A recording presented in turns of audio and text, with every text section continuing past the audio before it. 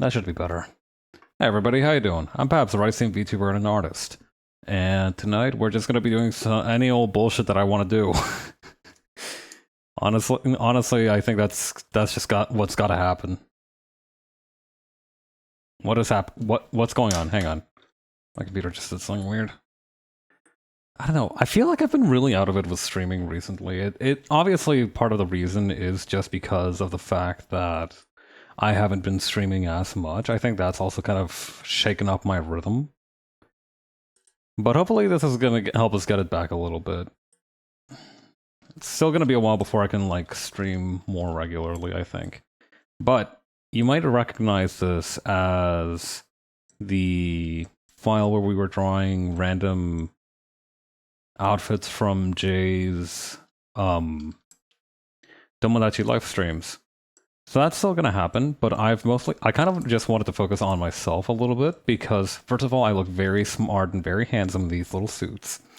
And also, I am trying to like think of like redesign concepts because, we discussed it with, we toyed with the idea the other day, and I'm kind of interested in trying out some of those concepts. That being said, I do have to organize these a little better. I think this one with the blue suit is probably going to be like the main one that we're trying to get down first. I also have a bunch of other random crap here that's in addition to the Tomodachi Life redraws. Like, okay, so I can get into it more once I've organized these. For the time being, let me just try to get these all into a nice place on the file. Everybody has their own little quadrant. Oh, maybe I could use subfolders. Yes. Hang on. Wait, that's perfect. Yeah, that way I can actually organize them after I'm done drawing them as well.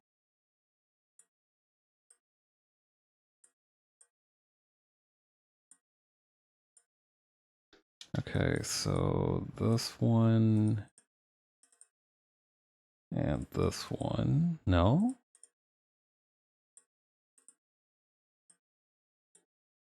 This one's gonna go up here, I think. Yeah, second in command. Okay, what's this one? This one was one of the ones from Fields of Mystria.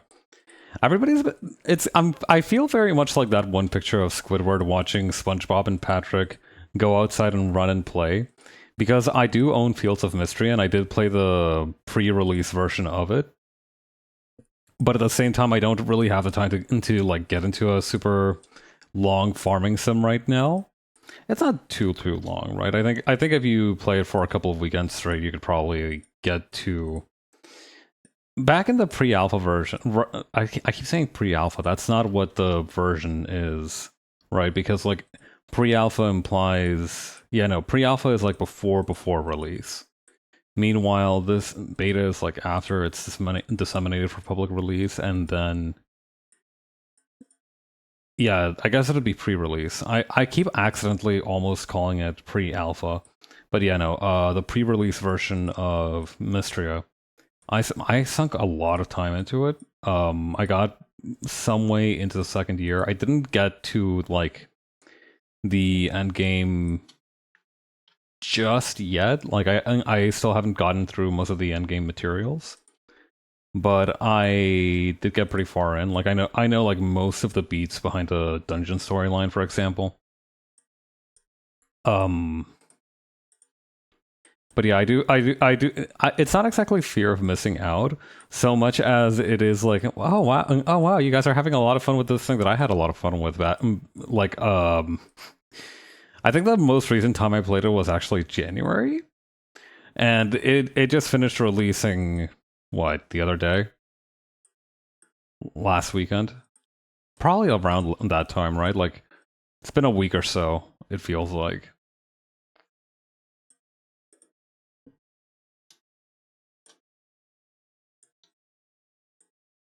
I want to be careful about how I size these because this is a 4,000 by 4,000 canvas. So I don't want to go too small. But also, if I, then I'll have like some issues resizing them later. Oh, got it. I just turned them a little bit and they instantly became crooked. That's so annoying. We have to put them back. I cannot abide it. I'm gonna be sick to my stomach if it's crooked.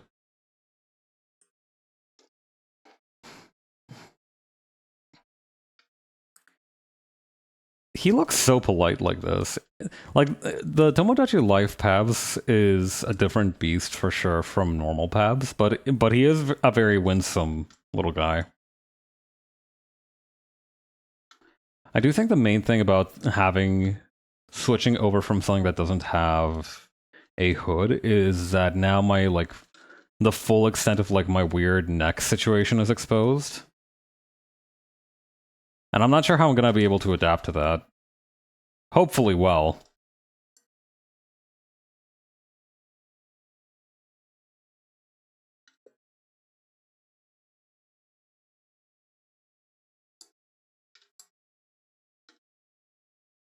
This could be rounder. I'm also going to try and work less zoomed in. I've mentioned that being a thing that I've been trying to work on, and while I have had some success with it, I also haven't had much success with it. So, right? Like I feel like I'm able to do it most of the time. 40% of the time. Yeah, 40% of the time. But like whenever it comes to detail work, I instantly go like, I need to be super zoomed in, or else I will die. The world will explode if I can't see every single pixel. And that is helpful sometimes, though, because, like, in situations where I've erased some lines, like right here, for example, like, if I was at a distance, this little fragmentary nubbin might still be there. And I would never know. It'd bug the hell out of me. But yeah, most of the time when I draw myself, I guess I could draw myself with the collar, like, around my neck like this, but I found that to be very unintuitive. So generally what I'll do with collars for myself is that I'll like place my head on top of the collar so it kind of lies flat against my chest. Like I'm almost like crushing it with my big dome.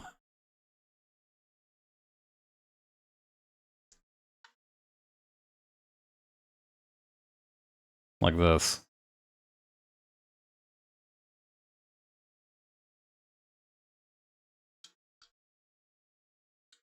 And that's also a little bit tough to reconcile with, I guess, the look that some of these are going for, because for some of these, you can very clearly see the neck, and I think that adds a lot to whatever's going on. Hopefully not enough that it's ruined by trying to transfer my head onto it. You know, trying to make it more realistic.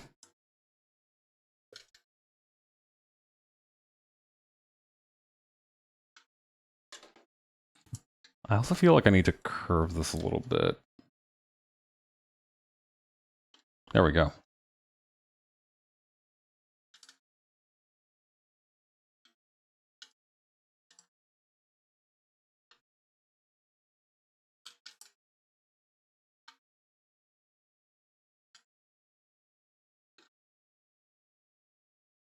But yeah. I've been honestly, things have been going pretty well. I think a lot of my problems are just because of things that are in my control that I just maybe fail to schedule properly, which is good because I do still have time. That's the main beneficial factor for me, is that despite everything, I do still have time. Okay.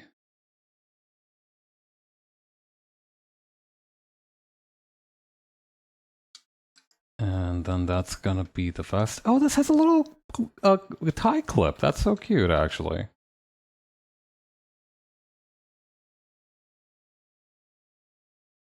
For somebody who likes office workers, I sure don't have a whole lot of experience drawing suits, I feel. Like, I have some experience drawing shirts, but maybe not so much suits, and I think maybe I should look into that. I was invited by a friend of mine to a fashion show recently, and I got to see a little bit of a menswear line um being demonstrated, and it was very interesting how like it was I found it to be a very helpful experience because I found that very few of the suits had things that would make me like snap my head and say, yeah, like those are two different suits. Because for a lot of them, it felt like they had the same silhouettes and design language, just in different colors. But I know that's probably not true. I feel like there's definitely something that I've missed that maybe stops me from appreciating their actual differences. I every time I'm like that just looks like the same thing but in different colors. I feel like I need to stop myself from doing that because I feel like that one bit from Devil Wears Prada where she's like I'm laughing because they're the same belt. And even I was like, okay, that's not true. They are not the same belt. And like they look very similar, but they are not the same belt. And so I want to avoid having that kind of circumstance where I'm very much depreciating? That's not the right term. Where I'm not sufficiently appreciating. That might be a little better. The difference between two articles of clothing. I don't know. I feel like with the vest, it's very formal. I look like the mayor of some place.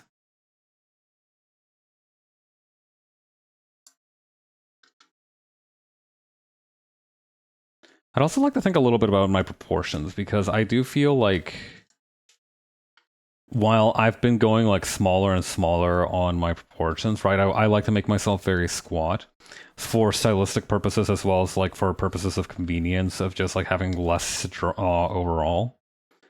I do think like giving myself slightly more human-like proportions or human standard proportions, let's call them.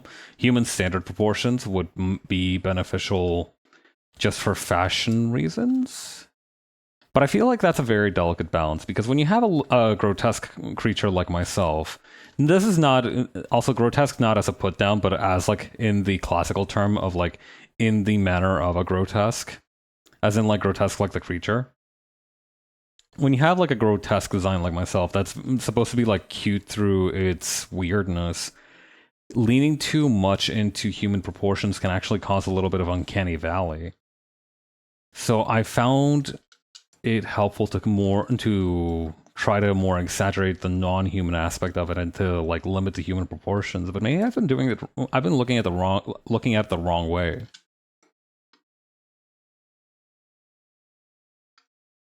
Also, I really got to start learning to draw like the silhouette that I want to achieve with these before going too deep into it, because I feel like this is going to end up with a very weird shoulder line silhouette thing. Like the blazer looks a little bit too much like a jacket right now. I need to flatten these. But yeah, one of the things I did notice that had a lot of differences was like whether it was double-breasted or not, whether like the shape of the lapel, how big the lapel was. I got actually very interested in it, and I started looking up things like things like history in men's fashion, and I found out that the reason why so much men's fashion is very subdued, very much, especially in the West. I mean, like this isn't particularly true for Western fashion, which has kind of bled over to a lot of the, because it's seen as contemporary for most cultures. It's kind of bled over into their views of fashion as well. And like there was this thing in the 1800s. I don't really recall. Let me Google it real quick.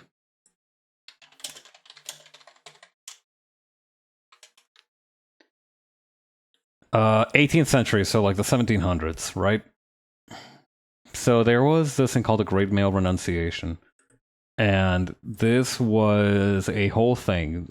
Historical phenomena at the end of the 18th century where wealthy men of the Western world ceased from using bright colors, elaborate shapes, and variety in their dress, and reserved these aspects to women's clothing. Instead, men concentrated on differences of cut and the qualities of the clothes' fabric. So this would have been like the pre the renunciation. This would have been post. And it's fascinating because at first I was like, okay, surely this is some kind of wealth discrimination bullshit. But surprisingly, it's the opposite, or at least that's, it's attributed to the opposite effect. It began in the 18th century, inspired by the ideals of the Enlightenment. Clothes that signaled aristocratic status fell out of style in favor of functional utilitarian garments.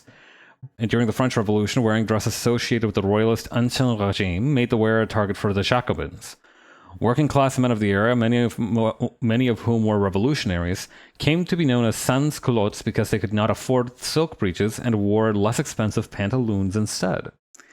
The term was first used as an insult by French officer Jean-Bernard Gautier de Mornan, but reclaimed by these men around the time of the demonstration of 20th of June, 1792. The movement was associated with American republicanism, with Benjamin Franklin giving up his wig during the American Revolution, and later Charles Ogle's Gold Spoon oration of 1840 in denouncing Martin Van Buren. The post-renunciation standards for men's dress went largely unchallenged in the Western world before the rise of counterculture and increased informality in the 1960s. So yeah, interestingly, it seems like it was less so, oh, well, poor people now have access to dyes, so we might as well make it about like a secretive language of like, oh, you're not fashionable unless you have these specific cuts, or if you're not in the know for these specific things, which naturally we as the rich people will be. It wasn't about that, which was very surprising to me. It was more about embracing this Enlightenment idea of, yeah, you don't need to have all this filigree and decorative stuff. It's more righteous, it's more virtuous to have utilitarian garments. But yeah. Peacock Revolution. Let me hear a little bit about that, because yeah, that's what I figured it was. It was like the counterculture of that, right? A fashion movement which took place between the late 1950s and mid-1970s, mostly in the United Kingdom. Mostly based around men incorporating feminine fashion elements such as floral prints, bright colors, and complex patterns. Also saw the embracing of elements of fashions from Africa and Asia and the queer community. The movement began around the late 1950s when John Stephen began operating boutiques on Carnaby Street, which advertised flamboyant and queer fashions to the mod subculture. Okay, yeah. Peak popularity, later years in decline. Legacy. In the wake of the Peacock Revolution, menswear became more diverse in many Western countries.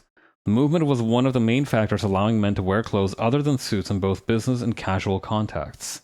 Further, it allowed for a greater variation of both head and facial hair lengths and style in the workplace, and increased the demand for men's grooming and cosmetic products. Okay, yeah.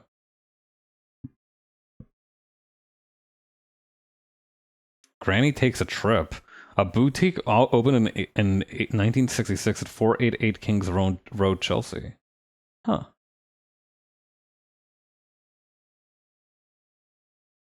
Men's Dress Reform Party. A reform movement in interwar Britain. Okay, so between, 1918 and 1939. Okay. The injuries and casualties of World War I shifted the public's focus to the capabilities and general health of the human body, right? A general concern for social and medical impacts of clothing grew. The New Health Society, an entity formed to effectuate change in these areas, was composed of a group of professionals led by Alfred Charles Jordan, who wanted to improve the overall health of adults and children. Okay. They pushed for more exercise and fresh air, improved diets, and improved conditions in homes and workplaces. Okay, I'm liking this so far. Committee officially separated from the New Health Society to form the Men's Dress Reform Party through an address to the public in London. It read men and women, old and young, rich and poor, interested in healthier and better clothes for men, and to reform their clothes with as much profit to health and appearance as women have recently achieved. Huh.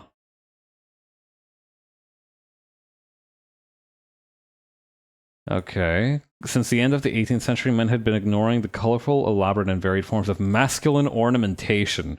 Very fun term. He called this time the Great Masculine Renunciation. Right, we've been there. We visited that. Manflugel claimed had abandoned his claim to be considered beautiful. He henceforth aimed at being only useful. This view aligned with that of founding member of the Men's Dress Reform Party, William Ralph Inge. Inge believed that the democratic movements of the French Revolution had led to the increasingly dull male look. To escape the guillotine, dress as bourgeois as possible. That okay? Are you sure that's what that means? The party's goals were largely reactions to circumstances brought on by World War I.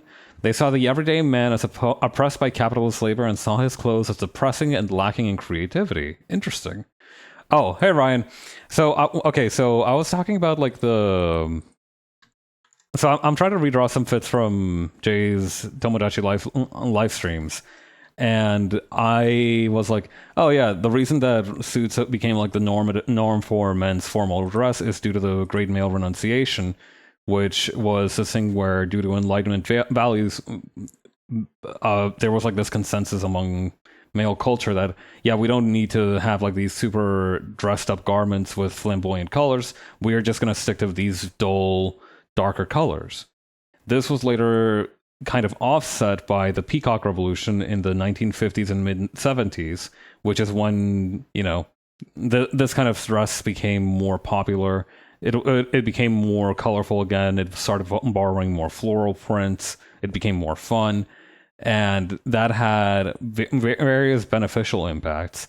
And then that led to this reading of the Men's Dress Reform Party, which was this interwar UK movement, or it would be a movement in Britain where they were trying to like offset some of the consequences of the Great Male Renunciation. So now I'm just reading their ideology section. We need the Peacock movement again. I mean, it's never really left, I think. It did decline due to fashion moving to a more conservative style. I do think it is like a very delicate balance because, you know, nowadays guys do dress more colorfully again. I do think there are still not as many options, or maybe it's less accessible. Fashion is just less accessible, primarily due naturally to cost, which is not a bad thing, but also just because most people don't think about what they want to look like, or they don't know, you know, they don't have a solid grasp of this is what I want to look like all the time. So instead they just try to like maybe take baby steps toward that, or just find whatever is comfortable and go with that. So I think what we need is like more accessible instructions maybe to fashion, or, you know, maybe they do exist and I just haven't found them. I would love to learn more about fashion because I think it help a lot with this. But yeah, let me keep reading about this Men's Dress Reform Party because this looks really interesting. Okay. They saw the everyday man as oppressed by capitalist labor and saw his clothes as depressing and lacking in creativity. Right. The military style of uniformity of the interwar period had created a culture of men who were happy to see others dressed like them as opposed to seeing those who craved individuality.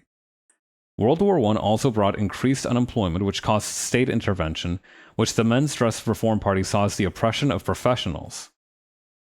Okay, now it's getting weird again. Lastly, the status of women in society was changing. Okay, please say something kind. Feminism was developing in the interwar period, which is good, as women had taken over from men during World War I in jobs, school, and social life. This threatened men, causing some to feel like accessories to women. Oh, jeez. There's a lot here. Like, yeah... fascinating mishmash of different like leftist and right-wing leanings. The MDRP sought to improve the health and hygiene of men by changing their dress, as they saw the typical male styles and materials growing more restrictive and harmful, while women's clothing was increasingly becoming more emancipating. Their goals included freeing the neck by wearing the Byron collar, which was an open front collar, and gaining approval of the kilt as everyday wear for men. Fascinating solutions. They also preferred blouses instead of shirts, sandals over shoes, and shorts or breeches to trousers. The party had felt that hats and coats were only acceptable in appropriate weather and that underclothing should be loose. Okay, like, this is all sensible. Like, it's such a bizarre mix of, like, very chuddy, like, oh, well, if women are getting all these rights and and that kind of bullshit, right? Like, we want a gut of the action. It's like, okay, that's a little weird. But at the same time, all of this seems fairly reasonable, like, in terms of, like, practical demands. Most of these rules were already acceptable for occasions such as vacation, but the party looked to make these a standard for town, professional, and evening dress. I guess they succeeded because that's basically what happened. 1929 to 1937. Unlike other organizations at the time, the MDRP had no formal journal. Instead, the group published articles about their reform and ideas in Sunlight, a quarterly journal produced by the Sunlight League, which was to point the light of day to advocate its use for the cure of disease, heliotherapy, and immeasurably better for preventative medicine and constructive health, the building of a whole and happy body from the cradle before, which we may call heliohygiene. What the fuck does that mean, Sunlight League? Okay, early campaigner against air pollution from coal smoke. That's good. Although the Sunlight League did not overly promote nudism, Saliby did confide to his friends that the idea behind it was to stimulate the nudist movement. Okay. The League was dissolved in 1940 following after a bomb destroyed their offices and the death of its founder, Dr. Salibi. What the fuck is going on? Okay, but yeah, the Sunlight League was like this... Okay. Partially inspired to promote nudism, sure. Mostly seems to have been for the benefits of having daylight exposure, which, fine, good. Quarterly publication, which promoted the ideas of the Men's Dress Reform Party. I feel like I need a pinboard. Okay, okay, yada yada yada. MDRP member Dr. Salibi, okay, which is the guy who published the Sunlight League thing, chaired the Sunlight League and thus incurred the League's support of the Men's Dress Reform Party. A design committee was organized to construct designs of acceptable clothing and received national attention for their recommendations. Members claimed that branches were forming in all corners of the world, bullshit, including India, China, Australia, South Africa, the USA, New Zealand, Canada, and Europe, in addition to the approximately 200 branches in the UK. They have to be inflating those numbers a little bit, right? I feel like that's probably like a little bit inflated. These groups held social events, rallies, and debates, but the prevalence of such events decreased with the onset of World War II, which makes sense. Then, in 1937, the Men's Dress Reform Party lost the support of the New Health Society due to financial trouble and eventual bankruptcy, and then the Sunlight League was also dissipated after a bomb destroyed their offices and the death of its founder, Dr. Salibi. And after that, it largely ceased to exist. Fascinating.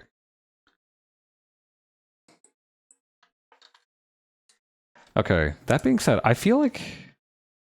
Okay, here's my idea for trying to redo this, right? Because I feel like I already don't like how it's coming out. So we're going to decrease this. We're going to maintain more or less the same lines, the line size. But I do want to... Okay, so maybe what we do here is we try to...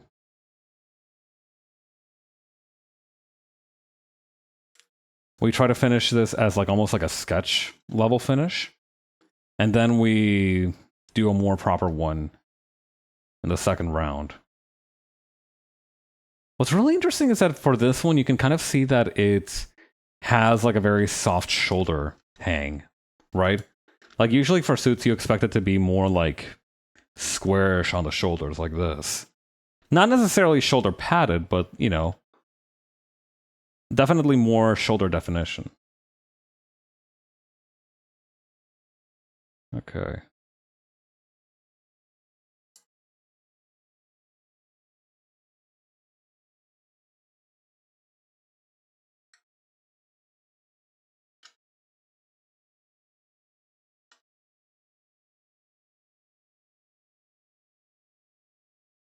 Okay.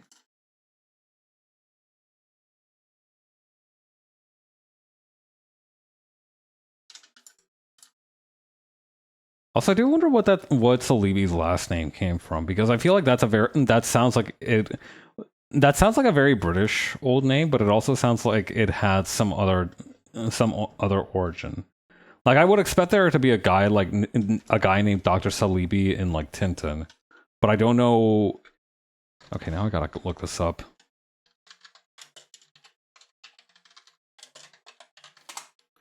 Salibi's surname.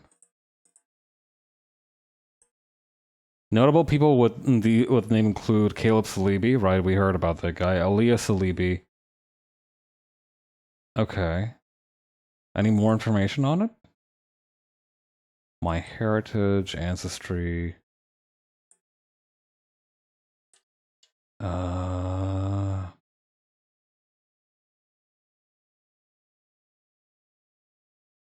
Oh, is it Arabic in origin? Okay. A Christian family name of Arabic origin used in the Levant and Malta. And yeah, Caleb Salibi. Interesting. What is it? Okay, so what does it mean? Meaning cross or crucifixion. Fascinating.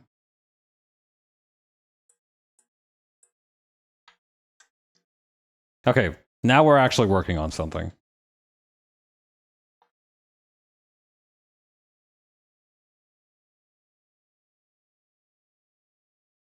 But yeah, I do think we need just. I think maybe instead of like going like peacock movement, we do just need to have. And this is something that I've been thinking about a lot recently, right? Is that I do think that as men, we do just need to be more aware of like what options we actually do have.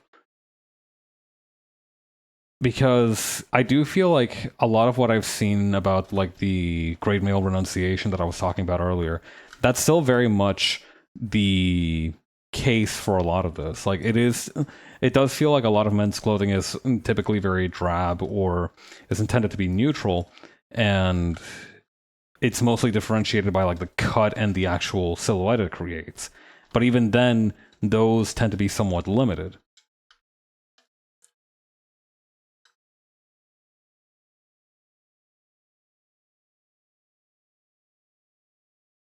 So either we need to get smarter about like the way that we need to get smarter about like the options available to us, or we just need to develop new fashion styles.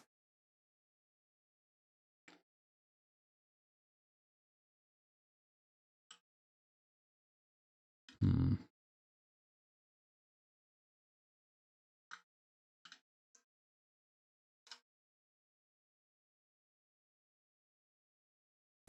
This makes me look very hunchbacked, or like I have very poor posture.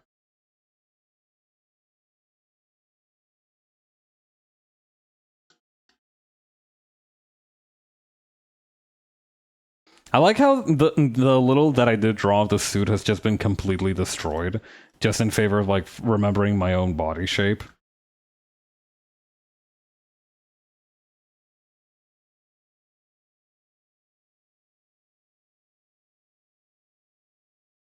It happens. What can I tell you? It happens.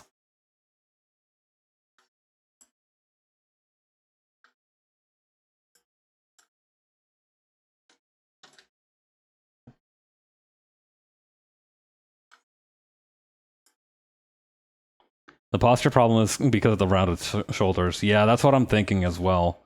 But the problem is that, I mean, the arms are also a little long. Okay, so let's try this.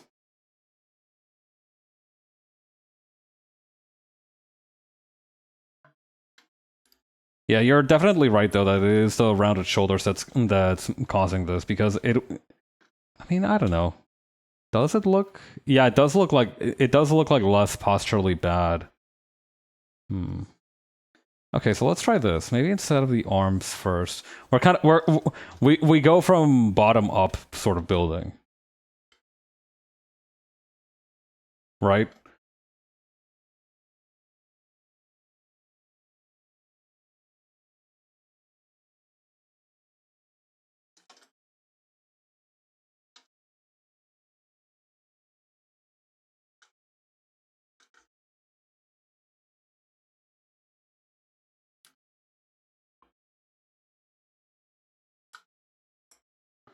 That's like very ramrod straight posture, which also looks a little silly, but you know what? It does look a lot better than what we had before.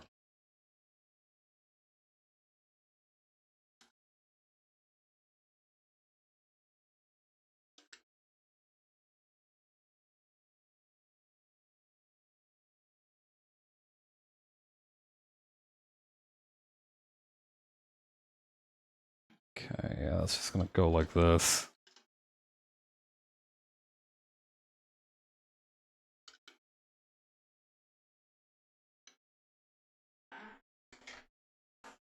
Hmm.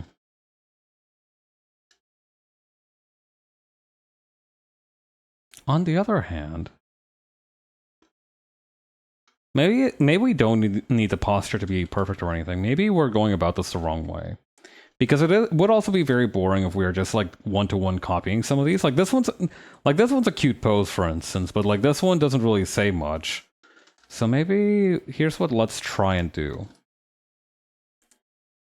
And also, this can inject a little bit of color into the proceedings. We'll use a flat marker.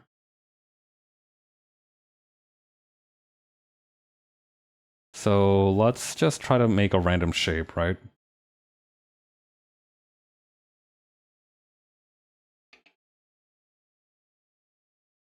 I'm actually not in love with this color. Maybe something more like this. That's also kind of harsh.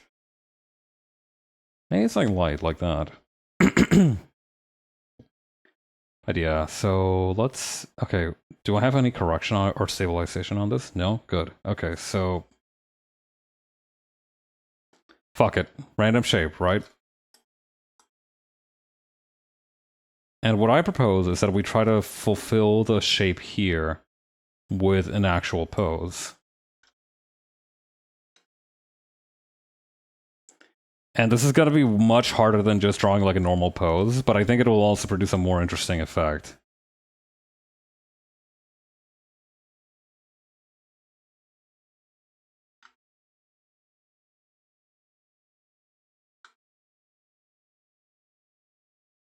Okay, so for this one, it almost looks like I'm holding out my hand. Shake my hand!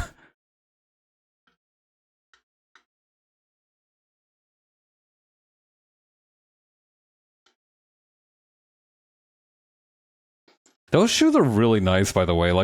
Those are like some very well-made leather loafers. I think I think those are loafers. Yeah.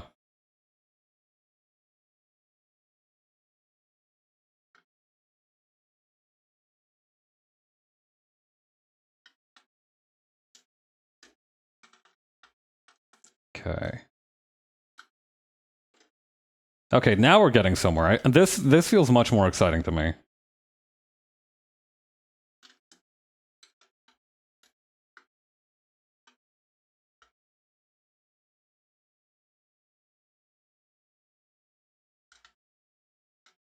Okay.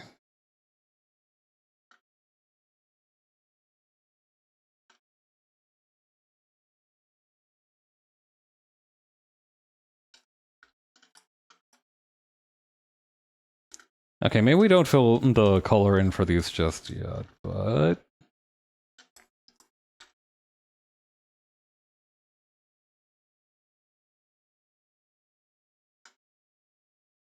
we can still do a little something here.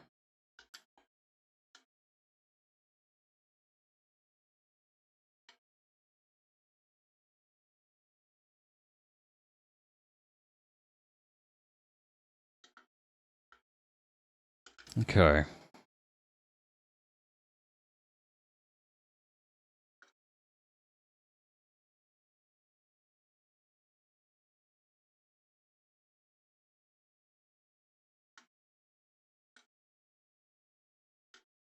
Yeah, and I think this also takes a little bit more advantage of like the cartoonish shape of everything.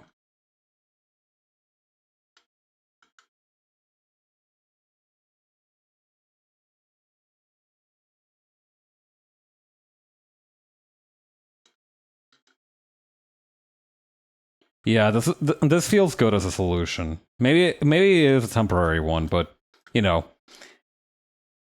that's fine. We just need it to look interesting. This isn't going to be like a design document or anything, so right now having something in motion would look more visually kinetic, I think.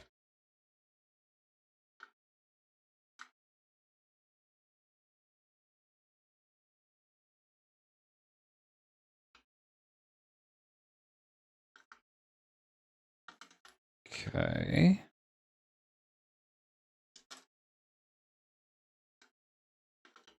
Maybe a little bit less of a curve here. Perfect.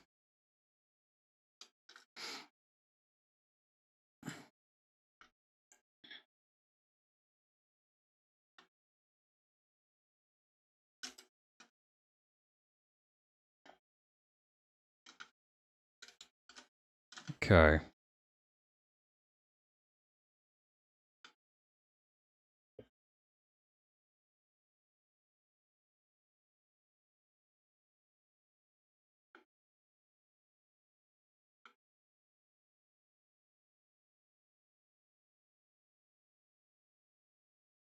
Okay, and then this is gonna go in like this.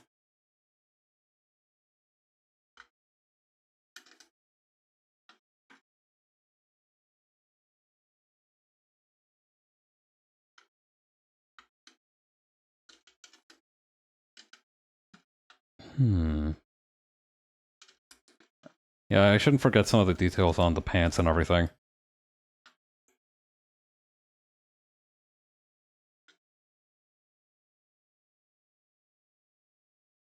I have a hard time of conceptualizing of blazers as jackets because they have like, for me, jacket has a very specific texture in my mind for like how it should behave, and blazers just strike me as a little bit lighter than a jacket.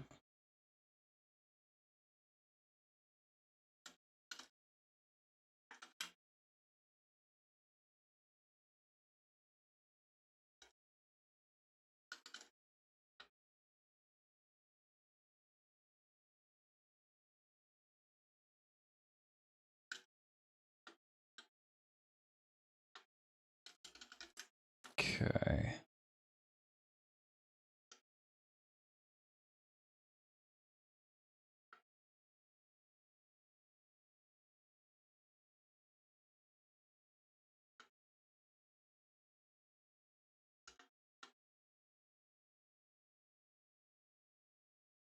Okay.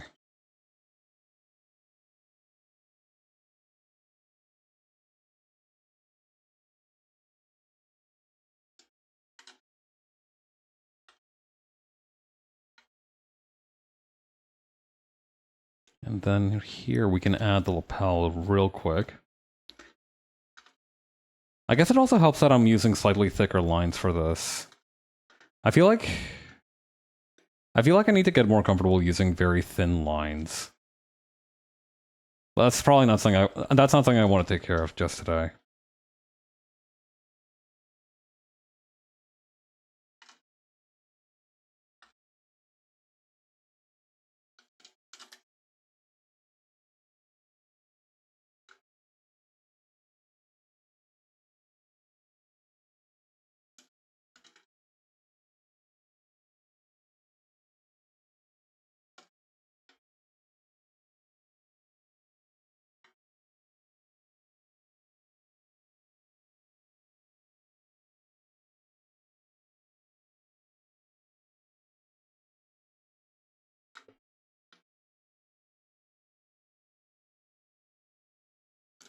Does the I don't think the vest has like a lapel itself, which makes sense because I think two lapels would be kind of annoying looking.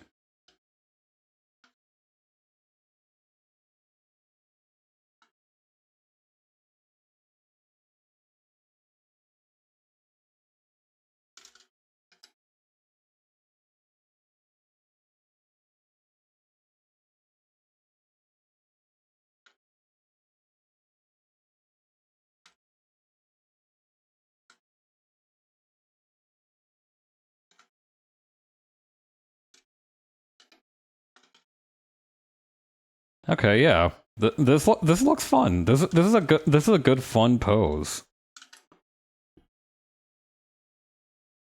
Shake my fucking hand. Where did that joke even come from? Because I know it came from V's group, but I think it came from like Dragon Ball Fighter Z, from that fighting game community, but I don't remember. I also do think that it's just like a more general fighting game community thing where it's just like a sort of disrespectful demanding of sportsmanship. Like, yeah, I just whooped your ass. Now shake my hand. That's how it always read to me, but I don't know the exact origins of it. I remember trying to look it up at one point, but I didn't manage to get very far.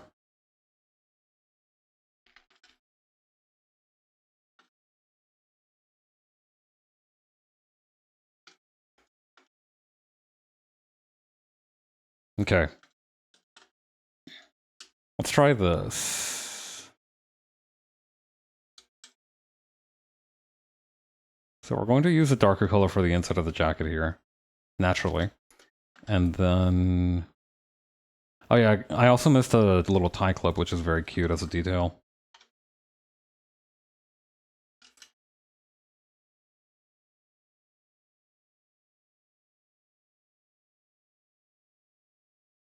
I don't remember the hex code for my own head, so I'm just gonna go with like this pinkish color.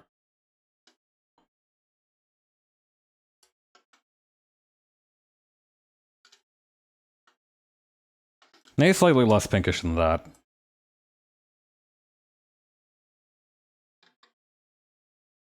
Actually, what would be like a good color? I don't know, maybe like a more neutral kind of like sort of corduroy tone might be the move in the future.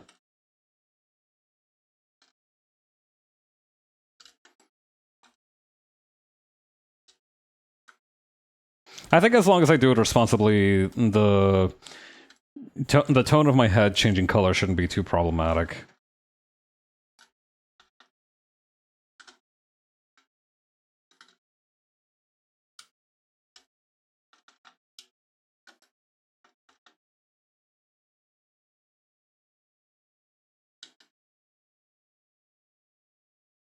Okay. Then...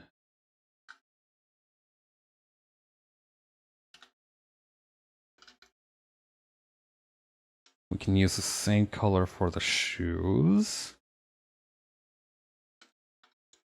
Ditto with the buttons for like the sole of the shoes.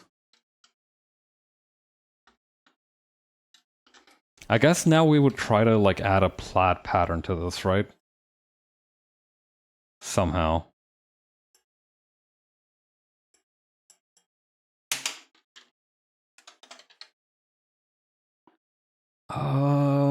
Which one looks good? I think probably this one's the least offensive one. We could probably very easily turn that into... yeah, first of all, give it some perspective so that it can look a little bit more interesting. Or more in line with like the perspective we're trying to achieve here.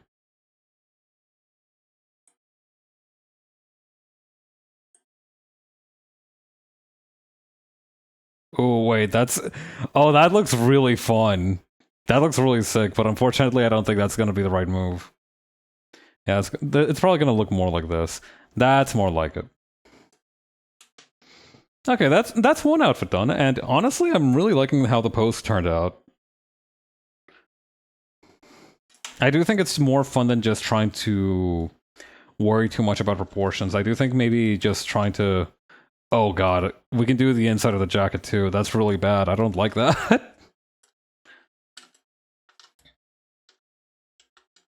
Although maybe what we should do is just a little bit of shading on where a shadow would be cast naturally, right?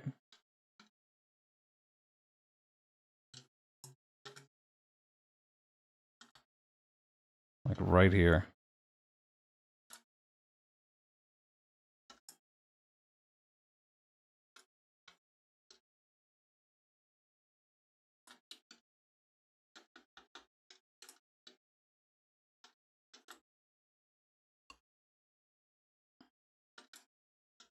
This would probably just be a darker blue, right? There we go. Yeah, that looks nice.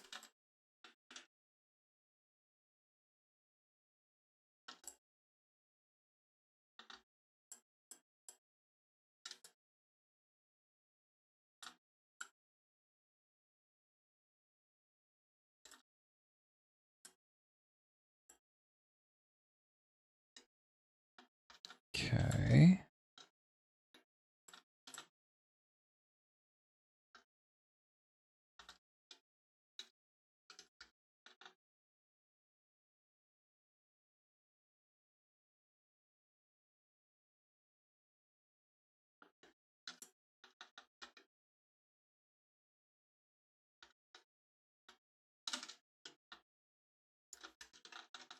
The shading for the rice would probably be leaning more towards like a yellowish hue as well. Like that.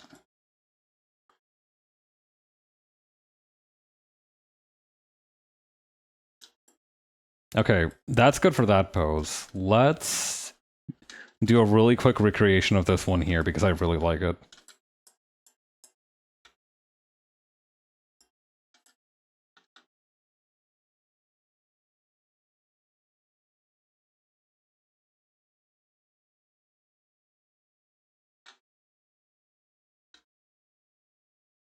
We can probably turn off the little side window there with a different plot pattern. Sorry that was up for so long. Its purpose was fulfilled like way, way long ago.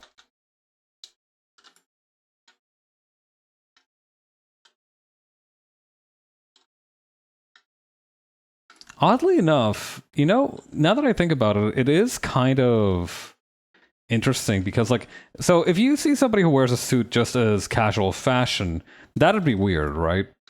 Like, if they just, like, wore a suit everywhere, that would also be a little bit weird.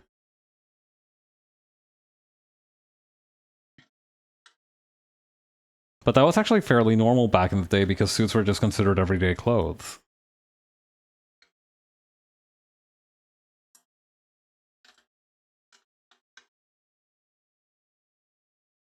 So maybe it is almost like a sort of counter. Ah, nah. I was gonna say it's almost like sort of countercultural itself to just wear a suit everywhere, but it also just makes you look kind of like a tool. I fear. Like it's fun. It's fun in this in the circumstances of like Tomodachi life because you're just a fancy little guy on a fun little island. But like if it's just like everyday wear for you, I think it would get old fast. I don't know. Maybe not though.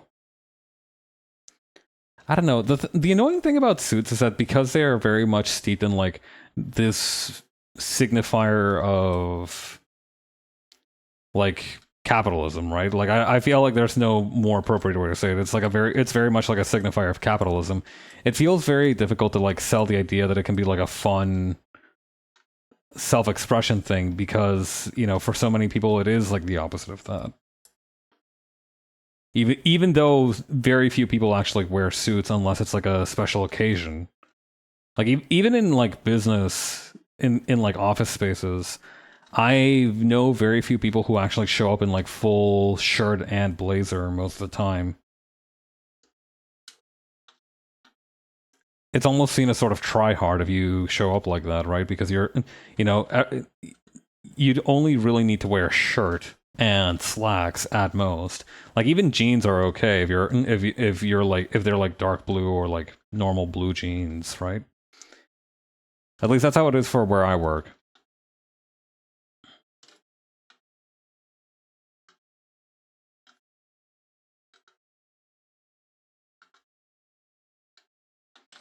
It's such a winsome little object. I feel like I've been using the phrase winsome a lot recently, and I don't know what that implies. Like, I know what it means. It's that the issue is not the definition. I just don't know why I'm choosing it more than anything. I guess because it's like more gender neutral than handsome or beautiful. I guess that might be why.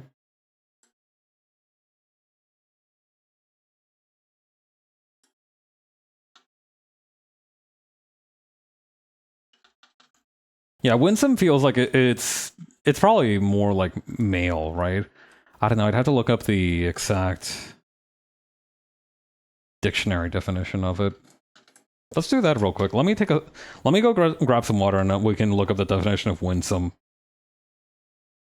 One moment.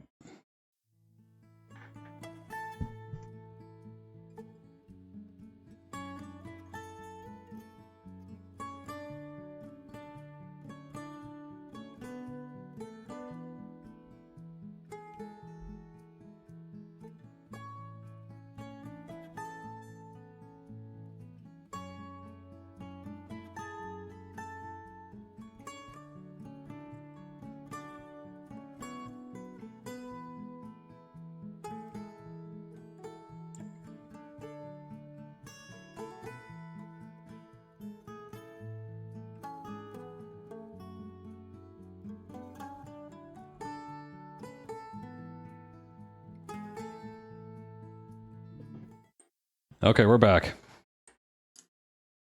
Right, I wanted to look up winsome.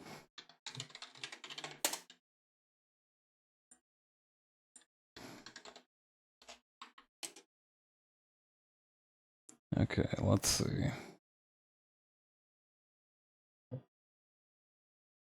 Okay. Charming, engaging, winning, inspiring approval and trust, especially if in an innocent manner. Okay, interesting. Oh, from Old English, winsome, joyful, merry, pleasant, and winsome. Okay, interesting. Owensome. The utopian socialist philosophy of Robert Owen. Owenism. Oh, this ought to be good. Radical reform of society and is considered a forerunner of the cooperative movement. Oh, okay. Several experiments in the establishment of utopian communities organized according to communitarian and cooperative principles. Huh. How about that? Also associated with the development of the British trade union movement and the spread of the Mechanics Institute movement. Huh. Alright. You win some, you lose some, I guess.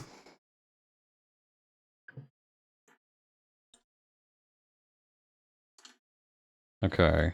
Then...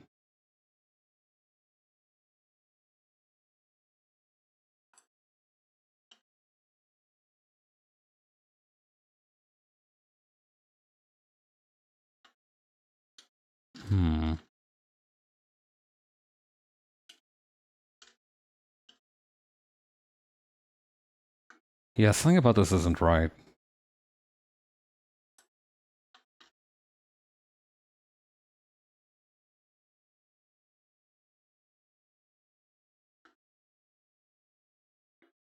Yeah, I think it'd be more like this, almost, where...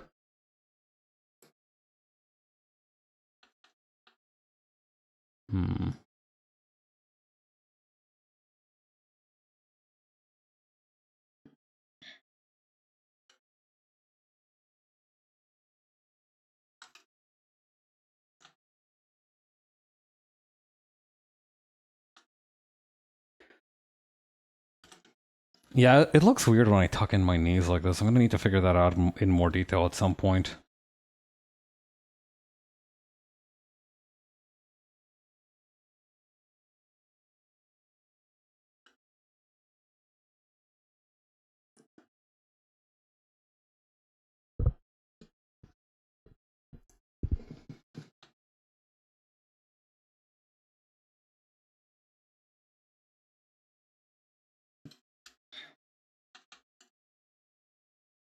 Yeah, okay, I think I see the issue. I need to bring the left leg down a couple of notches.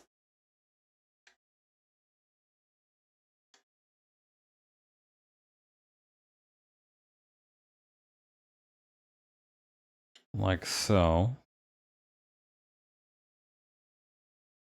Yep, that looks really messy, but that's pretty much exactly what needed to be done.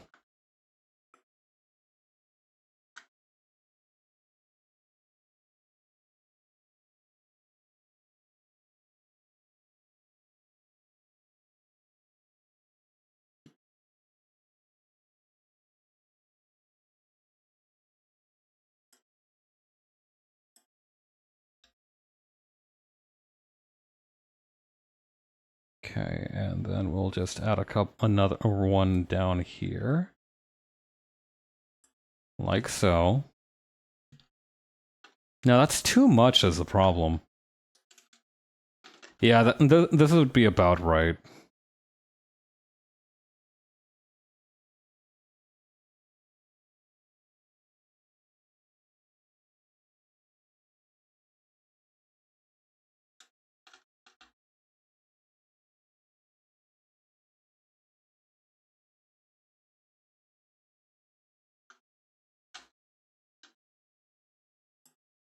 Yeah, whenever you encounter utopian ideologies on Wikipedia, either they are like fairly well substantiated things, or they are completely bonkers, really out there concepts of a society. And I use the word concept very loosely. I guess I shouldn't be too harsh, since they do represent somebody's dream of like an ideal world, but, you know, sometimes you do look at these and more like, okay, how did this even like get enough traction to get off the ground? Like Losonomy. Losonomy was this very fascinating field of study. I don't remember if it was utopian or not, but it was basically done by this one guy. I don't remember his first name. His last name was absolutely Lawson, right? And his whole thing was like he had like this very complex idea for like an economy and also like a knowledge system that he actually created a university for. And this university has like a 20-year degree that you can actually take to become an expert in this school of thought, Losonomy. And I don't remember if it's still open. It might be. I hope not. Because how? Right?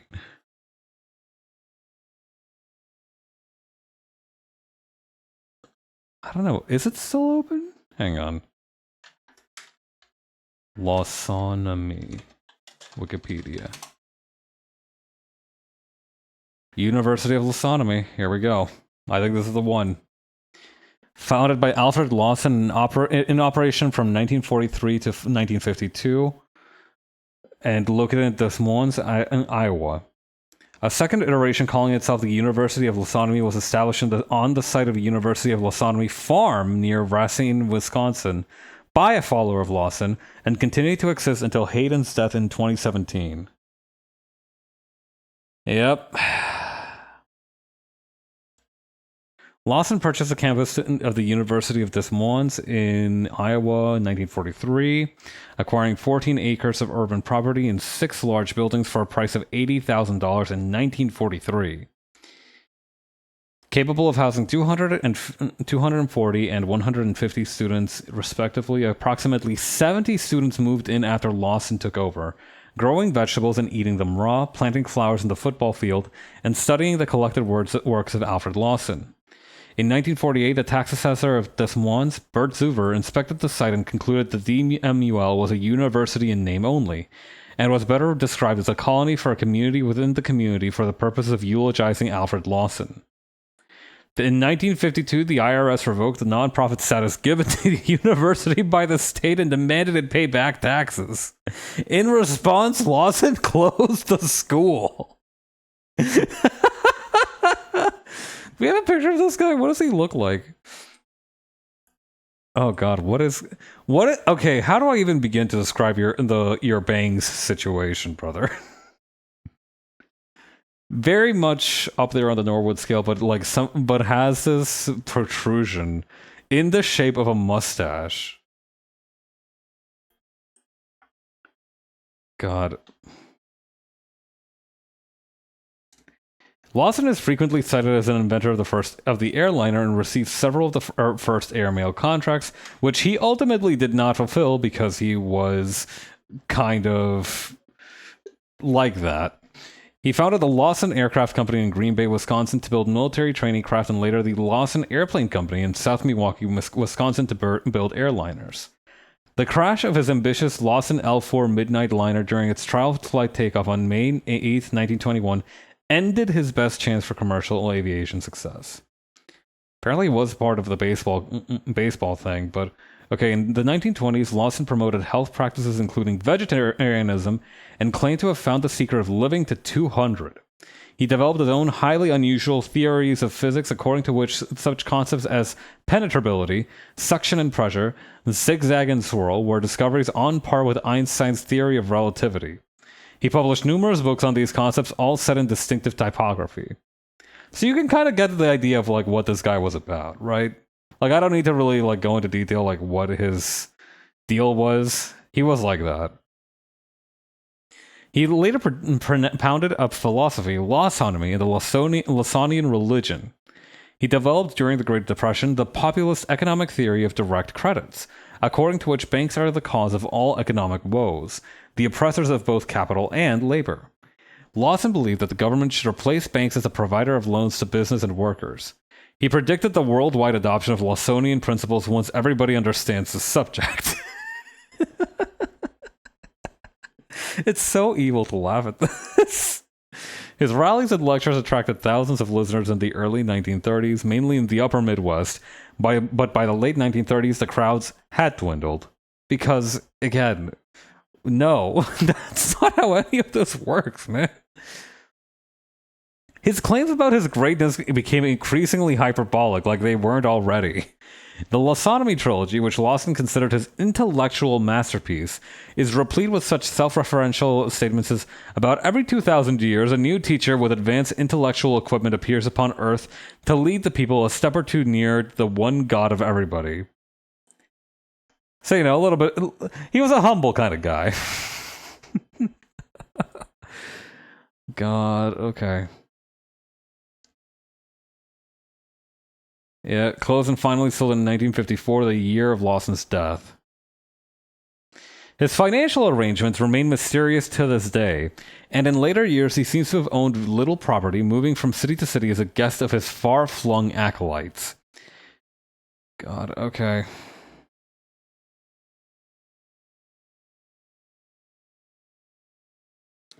Losotomy maintains a small following to this day. See also list of topics characterized as pseudoscience. It's awesome that every now and again there will be like a dude who is so certifiably not. I think wrong is a strong word, but definitely the most gentle one that I could use. Just wrong about so much, but still manages to be charismatic enough that they gain like a fair following of like-minded weirdos.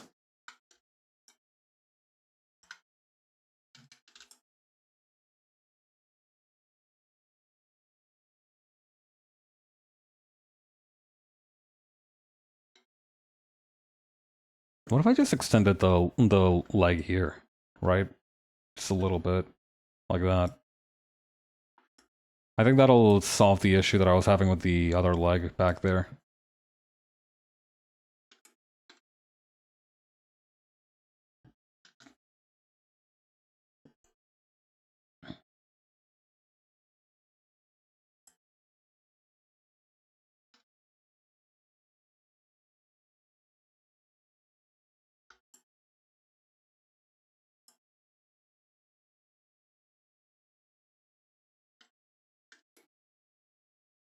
There we go. Something like this.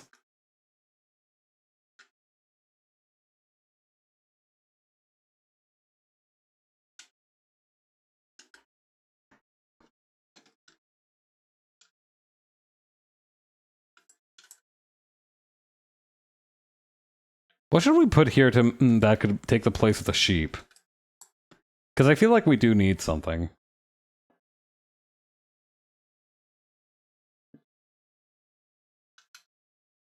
Maybe I can just like copy and paste it out of the PNG. I could make it rice piece, but I don't know about that. I feel like that doesn't have enough impact.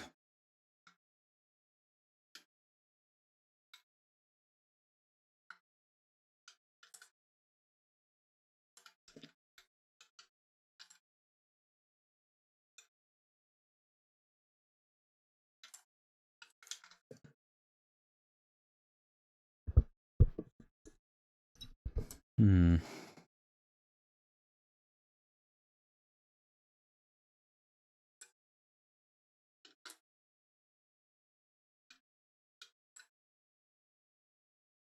I guess I could just Google a random needle felted animal, right?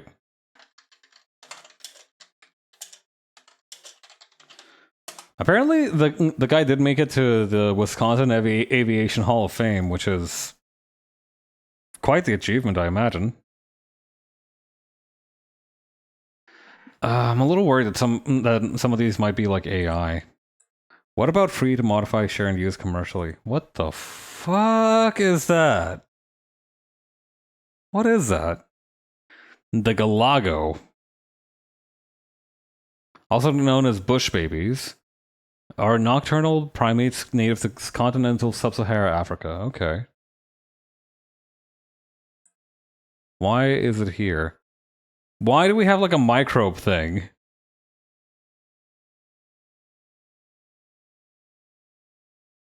What the? Is that an octopus? That's definitely an octopus. They have any old bullshit up here.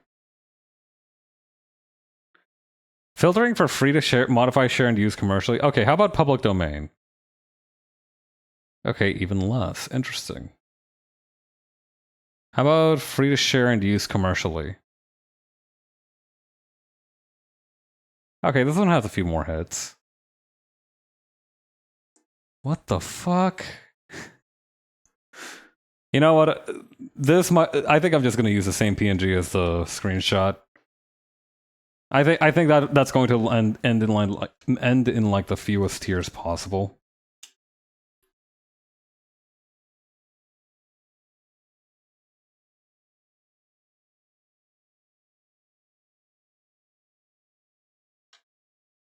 Okay, we're going to need to increase the tolerance by a lot to remove some of these particles.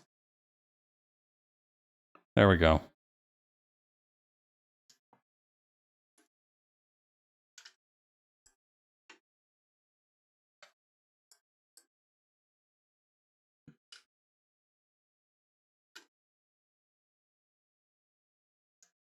And so now what we're going to do is we're going to add shading to all of this.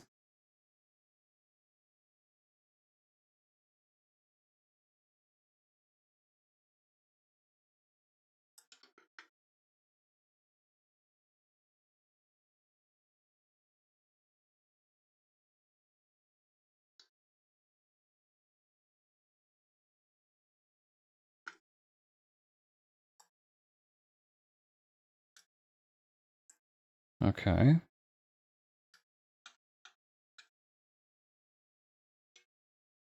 I guess what we could do is we could probably grab the shape that we've kind of formed over here.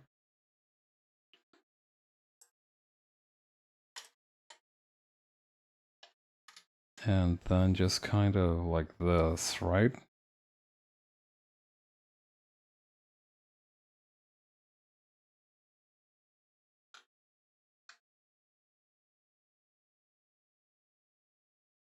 And we can do the same thing for the little sheep thing.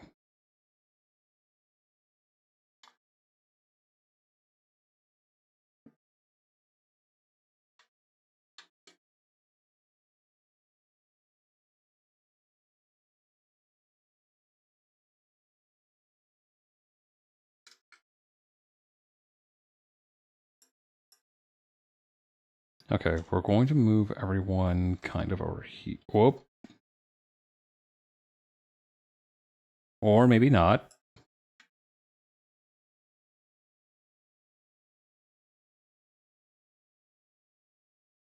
Okay, so that's that one done. Which other ones did we have on tap? We had these ones from Irasatoya. Okay, let's do this other one first. So same idea as the last one, I think, because I think it worked pretty well the first time, so it surely must work a second time, right?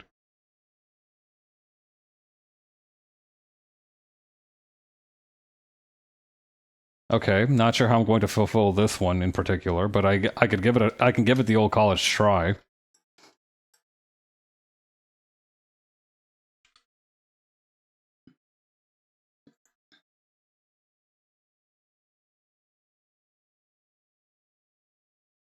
Hmm.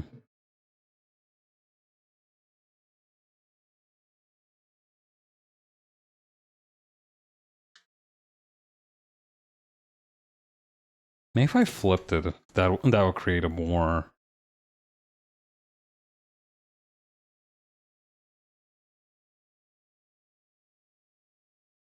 Yeah, I have no idea what to do with this shape.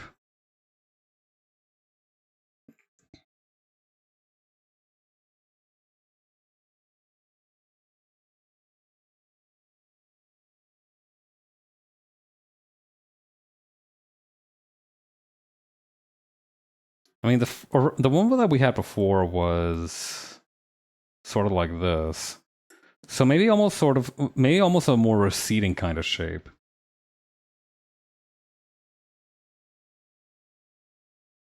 You know what I mean? Like this one, the last one was thrusting out its hand, so maybe this one's gonna be like it's gonna be more about going back a little bit. You know, backing up.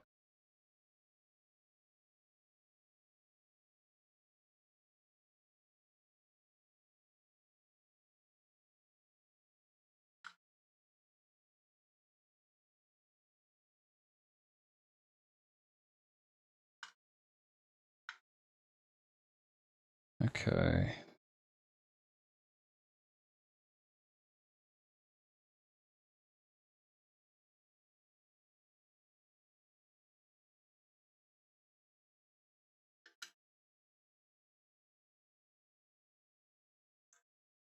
Then over here.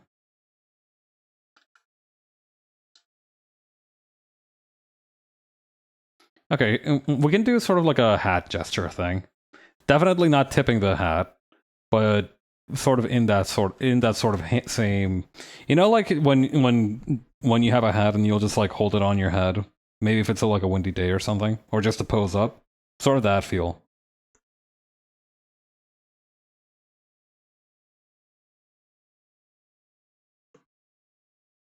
Okay. I think the key that we're trying to go for here is speed.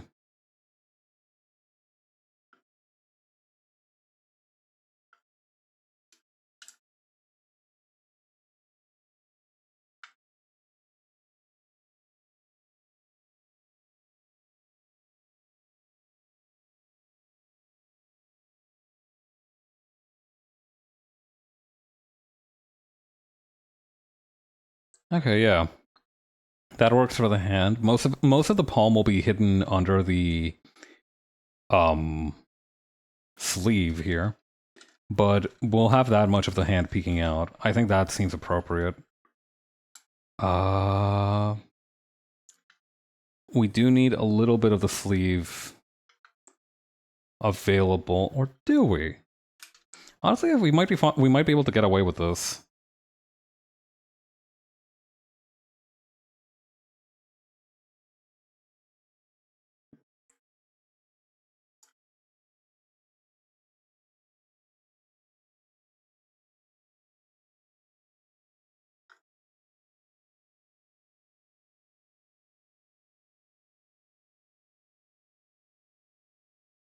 Okay.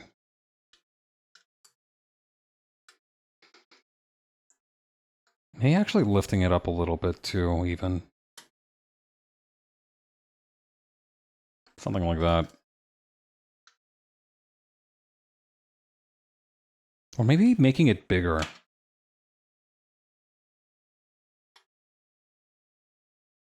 Yeah, that definitely seems to be the path.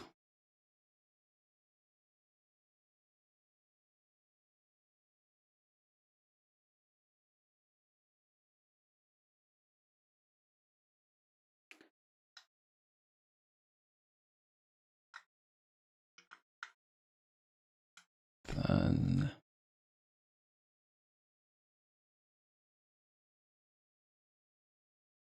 Yeah, I think this is how we're gonna do it.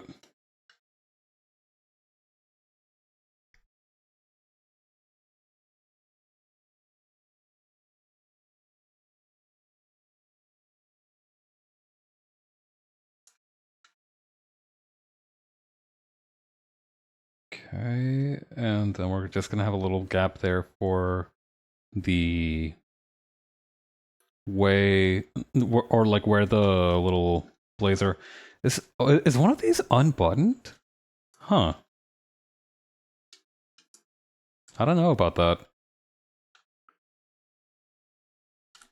Growing up, I was always taught that you don't unbutton a blazer unless you're sitting down to eat, in which case you always unbutton it fully. But otherwise, it's got to be buttoned up.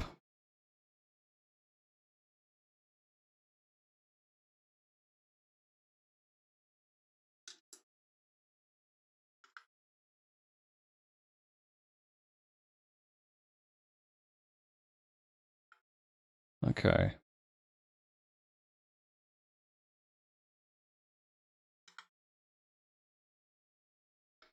What I actually did learn is that in the game this is called a Panama hat, but most Panama hats are actually made in Ecuador.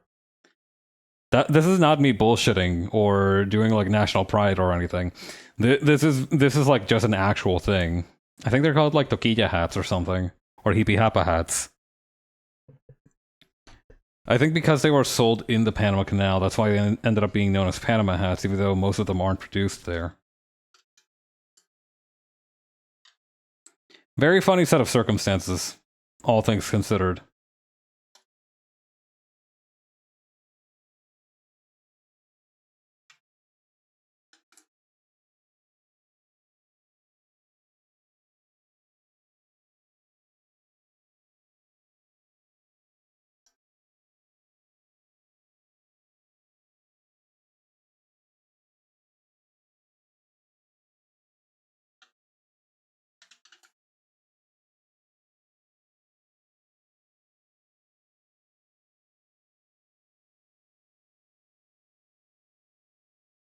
Okay, and that's gonna curve like this.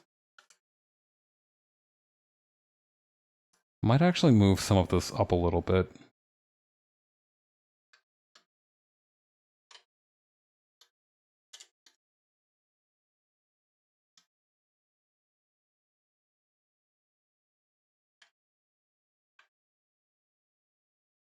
Maybe,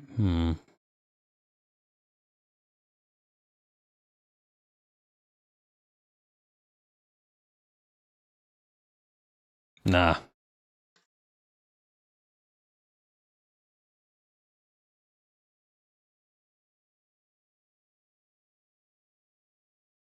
I gotta find pictures of fat guys wearing suits just because I need more reference for how it would hang on my body. The thing is that I think this in this case it would probably, yeah, maybe the issue isn't so much the way that it's hanging so much as, or not like the silhouette that it's making so much as it is the fact that it's not obeying the way the fabric would change by lifting my hand up this high. Yeah, because this would definitely kind of go like this.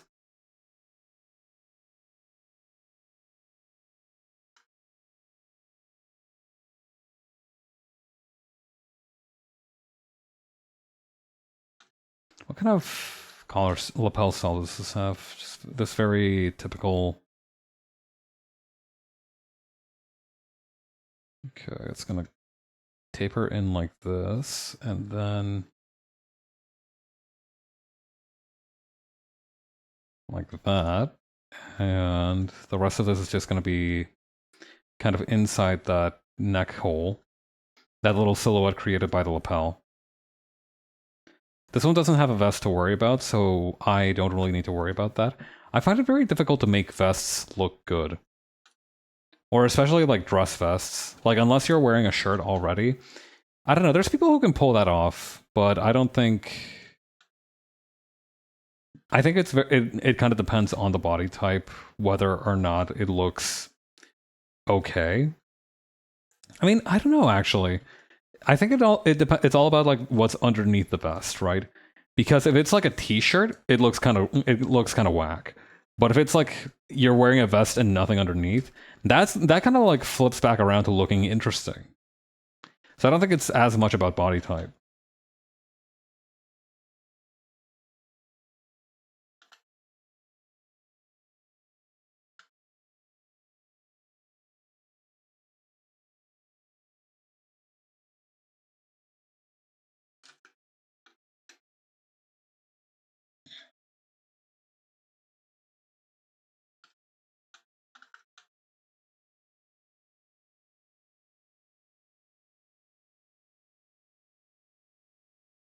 Okay, and that's going to go like this.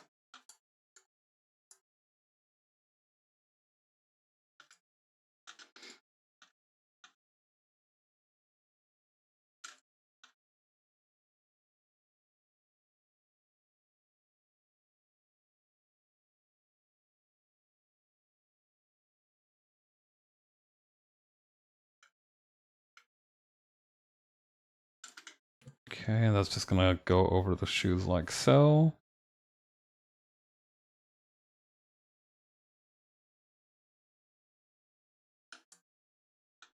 What kind of shoes are these? Are these just like they're kind of like laced loafers a little bit. Laced loafers makes it sound like they like somebody mixed a loafer with something else, right?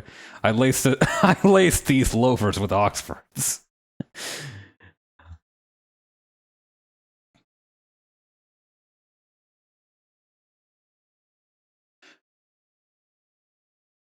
I guess laced loafers would have a degree of kick to them.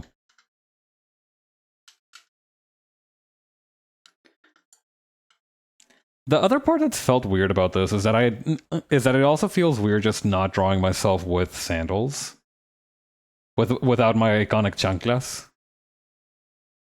That's been getting used to. That's taken some getting used to.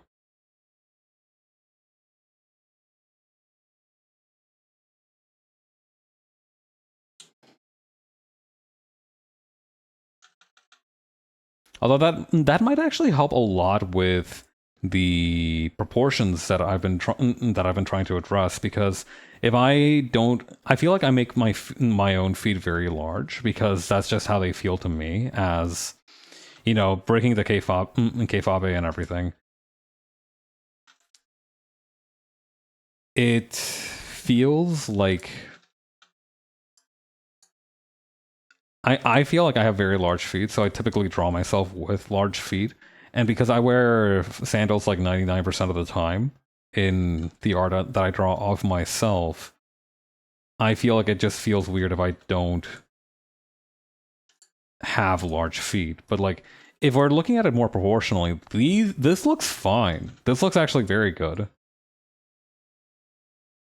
You know, very, like I said, very close to human standard proportions.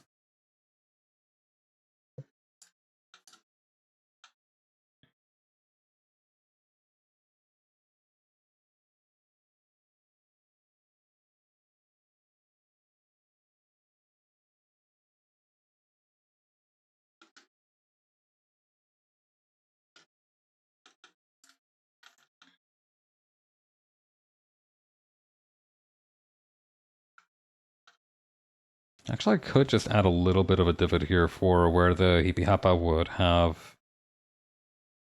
Ah, no, that doesn't look. Yeah, this looks a little better.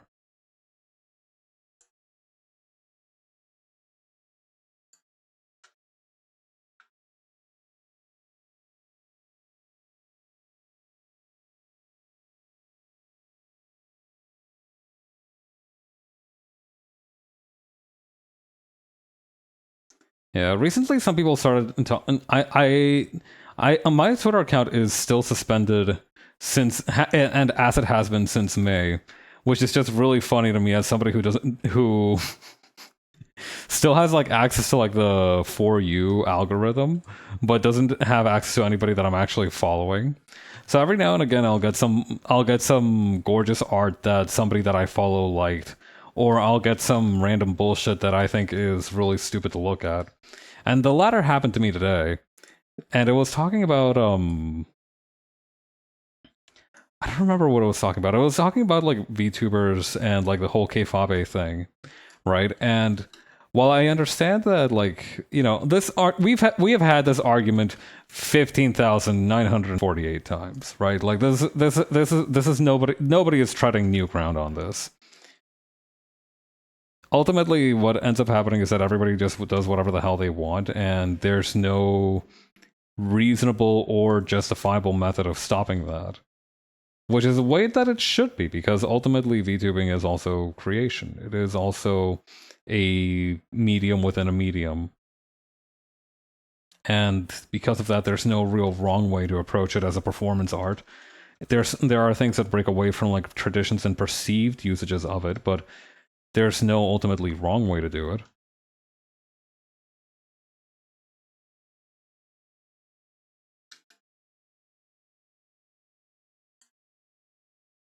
I actually do need this picture to just have a reference for the colors. I'm guessing that this will probably be less bluish and more kind of leaning almost towards. No, that looks really bad. Actually, you know what? This color seems... No, that's too much like the other one, though. Uh... Hmm. Okay, what we might do is we might just... Hang on. I am on the wrong layer. Okay, here's what let's do. Let's fill out the whole thing first, and then we'll correct based on vibe.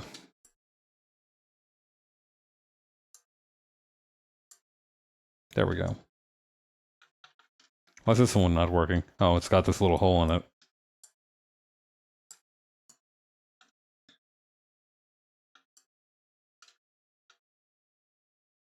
Okay. Yeah, I feel like it would probably be more towards this kind of like grayish color. Yeah, this kind of dark gray color. And for the pants, we should have this kind of whitish color. It's looking good so far. Okay, for the shoes, we will have a nice, very saturated kind of brown. Darker color for the soles. Probably the same whitish as the pants for the shirt. Dark blue tie. That's easy enough to do. Maybe like a slightly darker blue like that.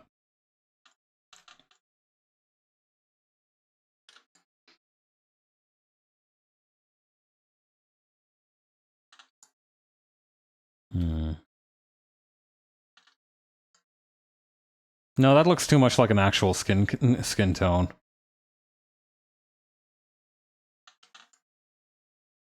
As does this. There has to be like a good middle ground. I mean, what color did I use for the other one? Not you, not you, not you, not you, not you. You. I mean, this is still conceivably a human skin tone, but I for some reason in context it looks very much like a fabric kind of skin tone. I don't know. I've sort of lost a touch for it.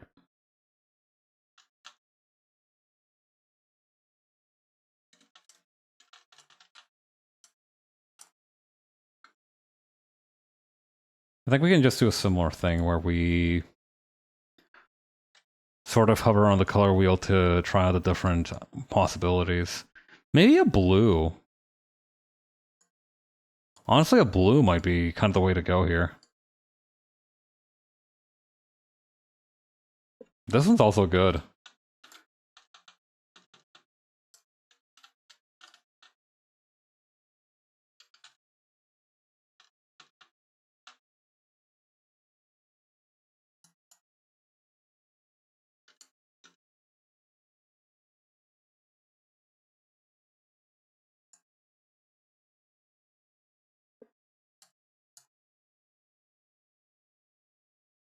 Yeah, honestly, this is fine.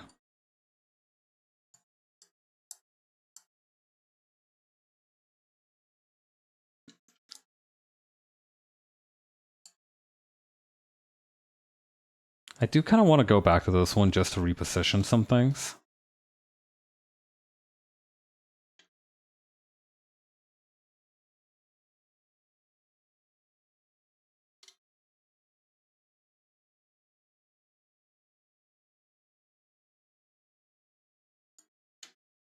Yeah, that's probably good.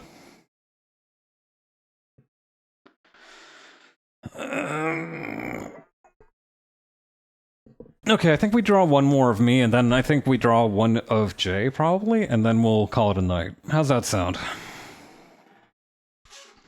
I think we can knock out another one of me in like 10 minutes. 20 minutes.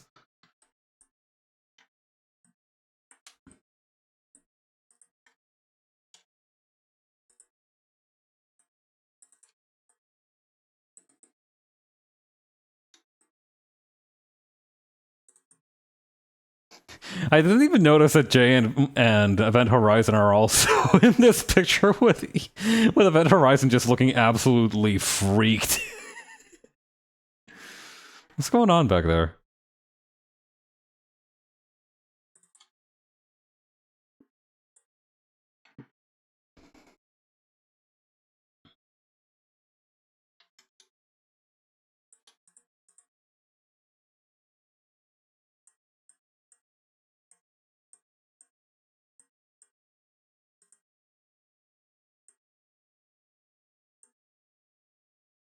Okay.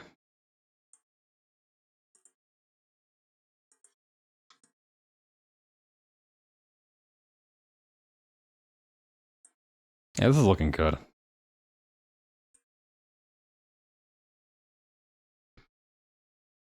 Okay, the one that I kind of wanted to draw was not one of the mystery ones.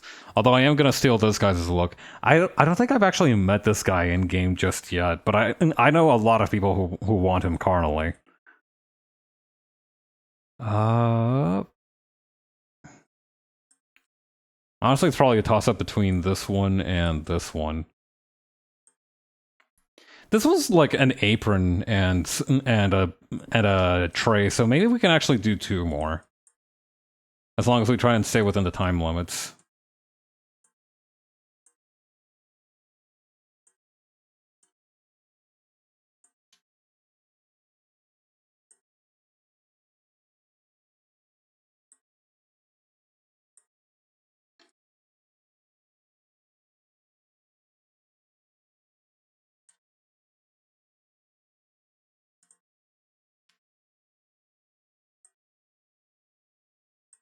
Okay, so here's what let's do. Bring this guy down just a little bit over here.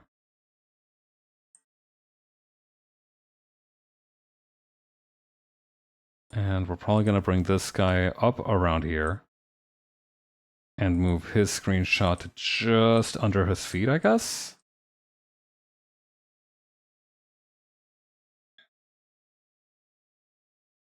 Or actually, we don't even need the finger and the hand, do we? Like, just this should be sufficient. I feel like it loses some context because of that, but honestly, there's not much context to begin with, so why bother? Let's not sweat the details.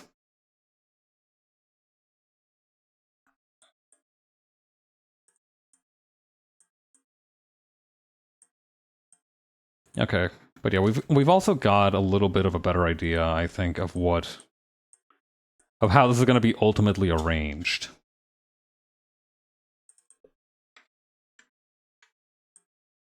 We could probably just combine these two into one layer.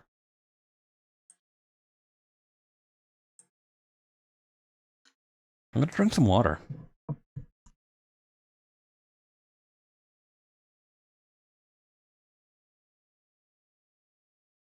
Okay.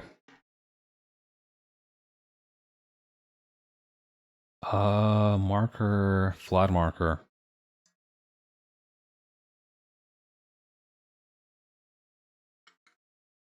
Hmm.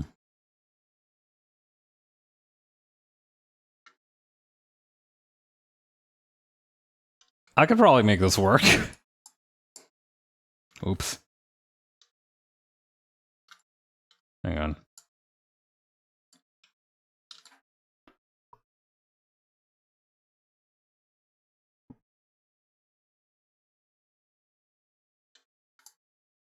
Hmm. Maybe we actually flipped it around.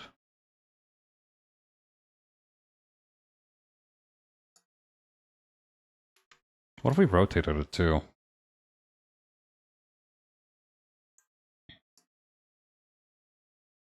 Ooh, okay. Interesting effect that had on kind of like the idea that I was formulating. Let's try this.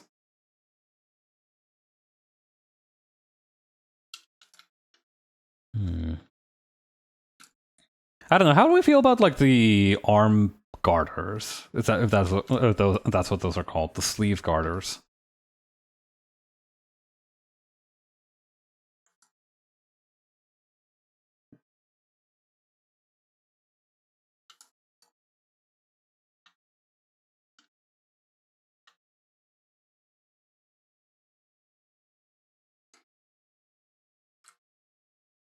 I like that the apron kind of extends very far around both the front and the back.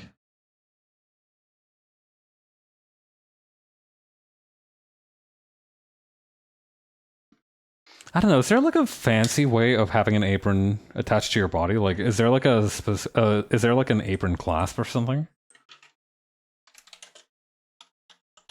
Apron clasp. Okay, I accidentally Googled apron claps, which is not what I want. Oh, this is a cute picture. I like the little arm warmers to maintain arm hygiene. Okay, so apron clasp. What's that do? Ooh. Interesting avenue for invention. Ooh, okay. Masonic apron extender. What? I wonder what that's about. I'm kind of thinking, where was it that we saw that? Back here? This one. I don't know, I kind of like the geometry of this. Very alluring.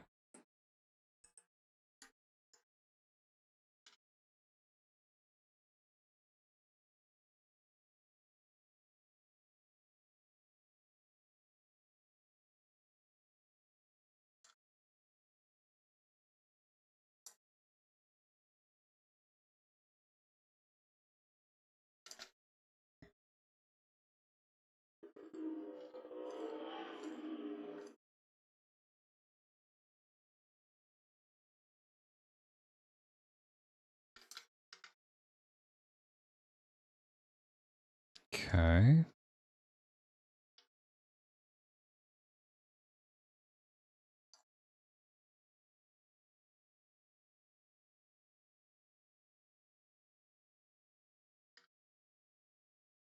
Yeah, I'm kind of digging the silhouette that this is giving. I don't know, I always felt like I was supposed to be somebody's like butler or henchman, and I lost my path along the way. To be fair, I also felt that way about being an idiot, but life does take you through some crazy turns.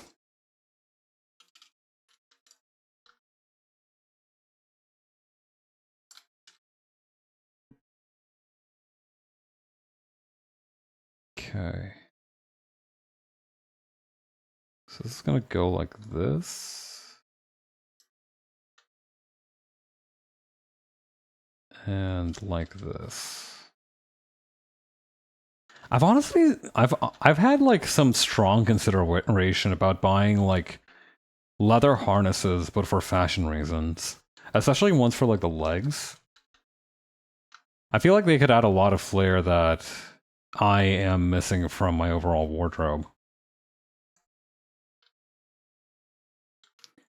I found that the reason why I tend to fall so much into like the whole thing of like always wearing darker clothes isn't because I'm necessarily emo or I think those look better. It's more because I know that I can be a little bit careless with my clothing and like with the situations that I find myself in. So I often worry that I'll accidentally stain it. And that's usually why I buy dark clothes. Or why I'll always wear like undershirts for darker clothes, right? So, for example, if I sweat, it doesn't really affect the actual presentation of it. Although I found that I look very good in lighter slacks. So, you know, maybe that's something that I'll work on in the future.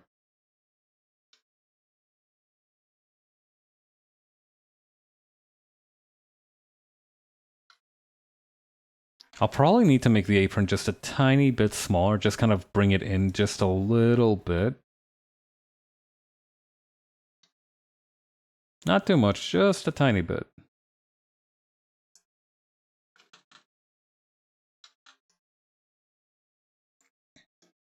But yeah, I'm always worried that I'm gonna stain my clothes or like that they'll look unsightly because of like sweat stains and the like. So that's why I've often shied away from like brighter clothes or lighter colored clothes. But I've been having fewer of those fears recently. I think I've also just figured out how to manage that more efficiently. Like I said, I've been wearing a lot of undershirts and, just staying cool, making sure that I don't work up too much of sweat. Which is annoying, certainly, but it's also something that I can work with, I just need some additional preparations. But like I was saying, I'd also been thinking about like using leather harnesses for fashion purposes. The main concern with that being that like not everybody views those as like non-sexual. Because they can be sexual to some extent. They are sexual, but like I'm not doing it with that in mind. If that makes sense.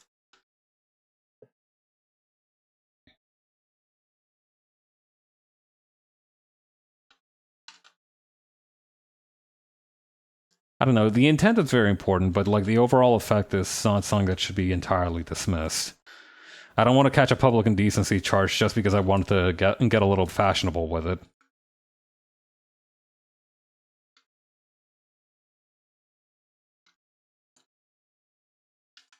The context, I suppose, is also important because, I feel like if it's just in broad daylight, it might be considered a little bit weird. But if I'm going to like a rave or something, then obviously it's the dress code is much less of a priority.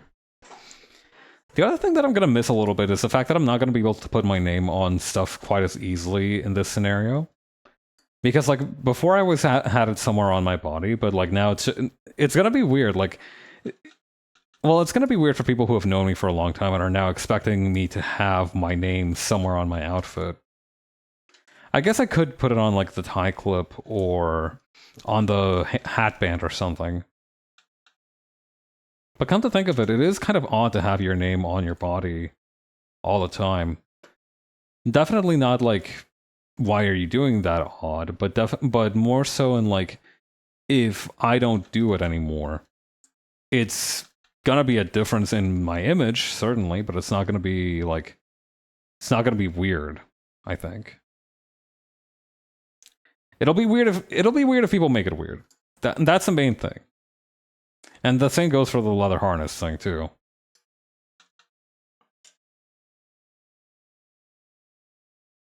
But yeah, the ones for the leg and like maybe the upper chest feel like they might be good bets for fashion purposes.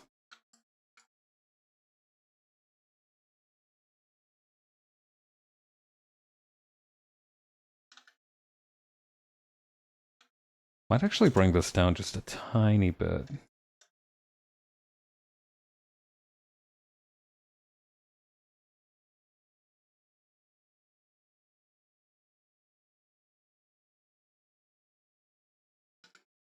What kind of shoes are these? They're just like clogs, right?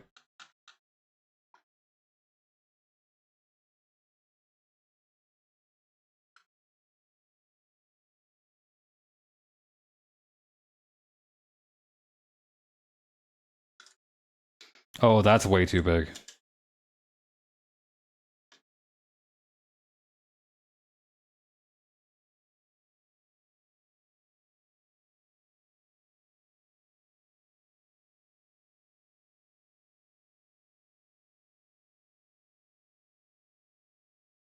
Yeah, that's much more reasonably sized.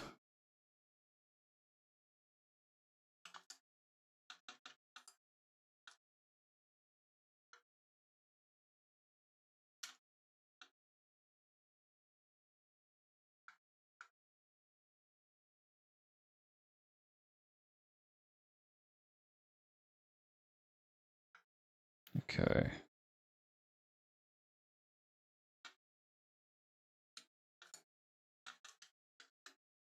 Hmm. I do kind of want a vest for this one, but also, we don't really need one, do we?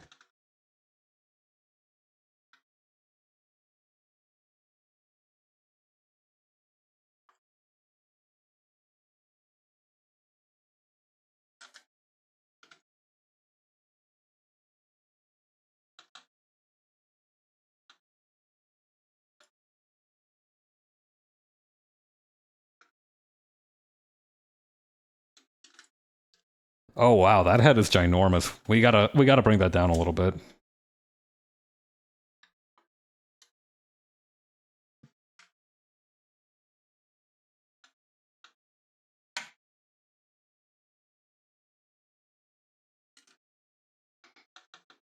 Yeah, that's much better.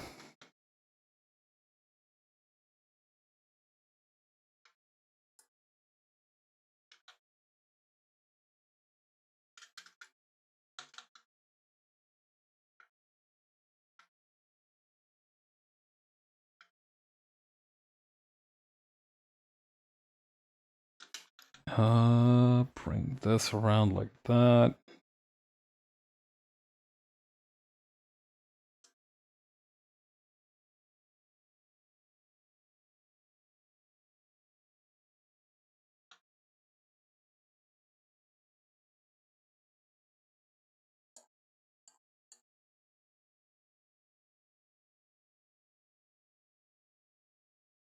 Okay.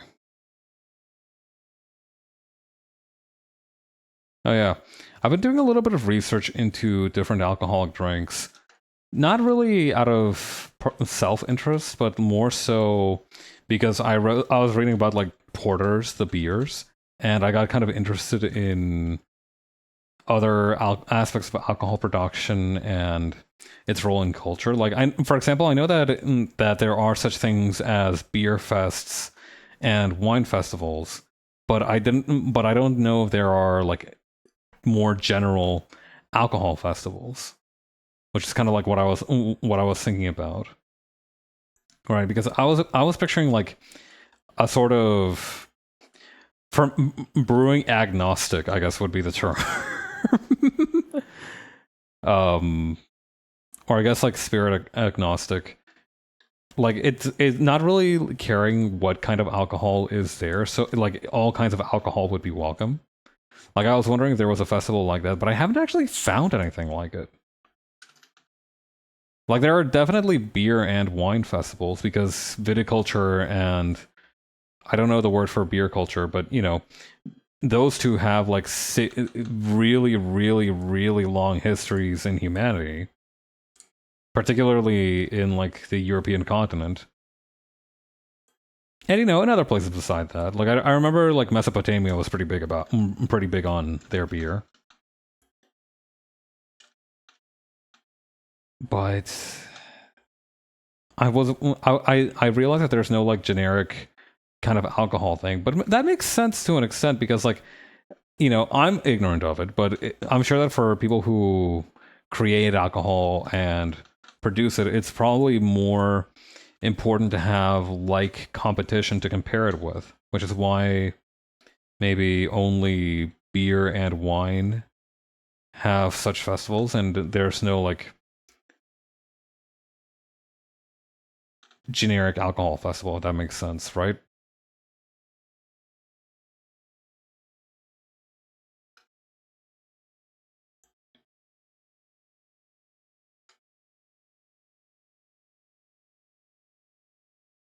Got it.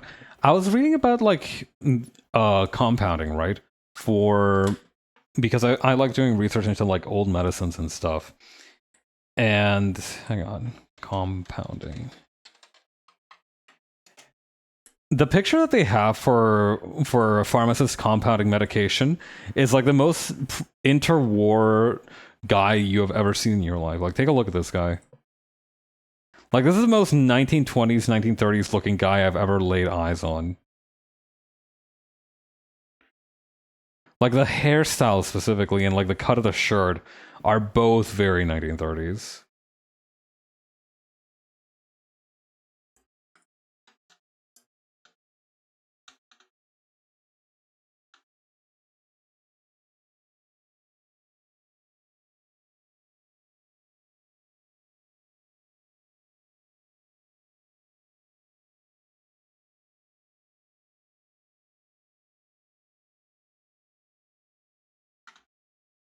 Okay.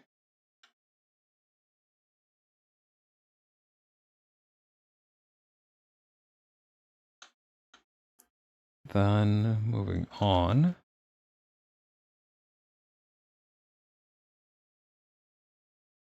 Yeah. I've also been thinking about tabletop RPGs. Like I got recommended like a video on, I don't remember why this happened. I think it happened because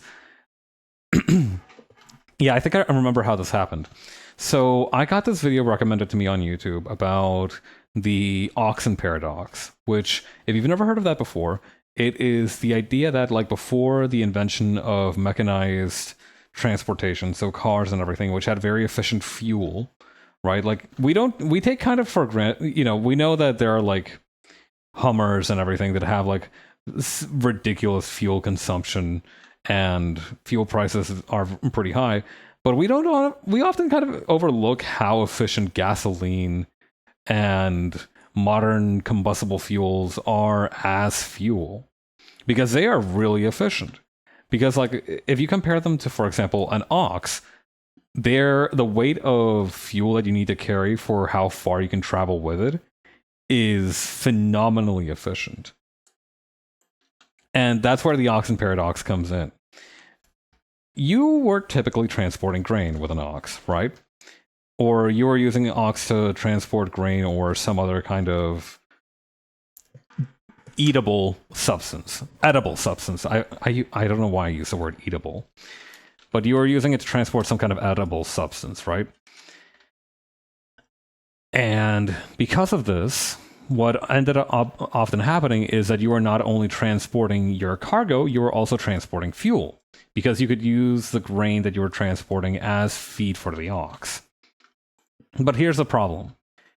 I think the time limit was like 3 days. Like, if you have to travel by more than 3 days, you will probably end up running out of food, but before you can regarding how much you can like reasonably transport by oxen, right? If you have to travel more than 3 days by ox or with an oxen cart, you will probably run out of, like, you will meaningfully have no food left by the time you reach your destination.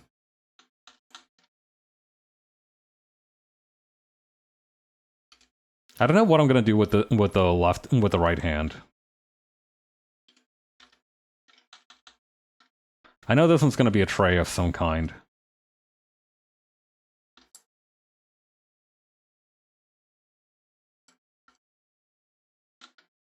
Maybe we can.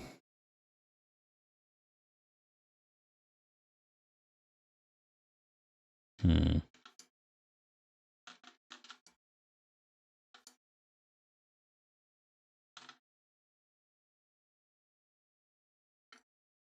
Ooh. Okay. Hang on.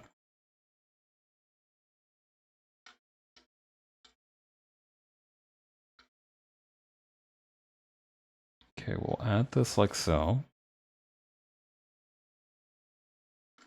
I think eliminating the little divot here is going to give it a more interesting shape. It's going to give it a more likable silhouette. More striking silhouette. Yeah.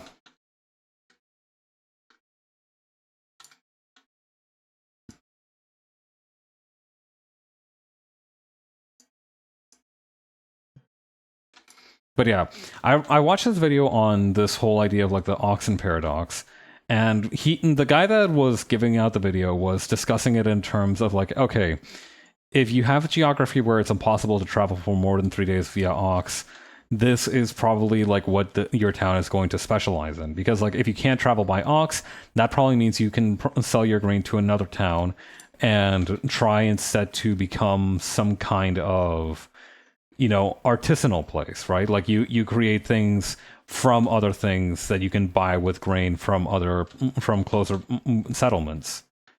Conversely, if you're near a river, you can probably like collect tolls on that. Or you can even if you can't produce enough to sustain your village, but you are on like an important choke point or bottleneck, you can probably create a toll and create a town from that.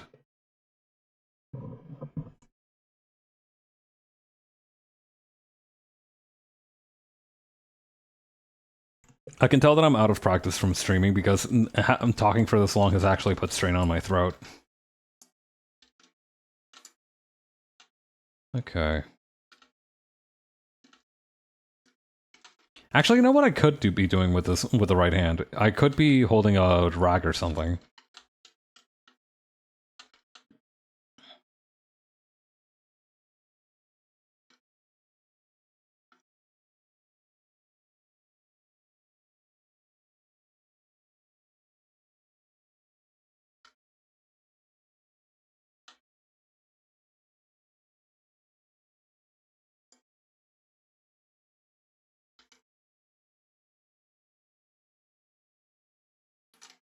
But yeah, I got recommended that video, and I was like, wow, that was really interesting. But because the guy that was doing the video was framing it as a way to like produce like a map for like a role playing game, I think that kind of triggered the algorithm to be like, okay, this guy's interested in role playing game stuff. I'm like, whoa, hang on. But you know, I tried out a couple of videos, and it seems like like game design for tabletop role playing can be an interesting avenue. Unfortunately, after having been the victim of poorly playtested tabletop game, shoutouts to Ryan, our DM, for that run. I do want to do a lot of research and maybe figure out how people would playtest a game before jumping into the deep end.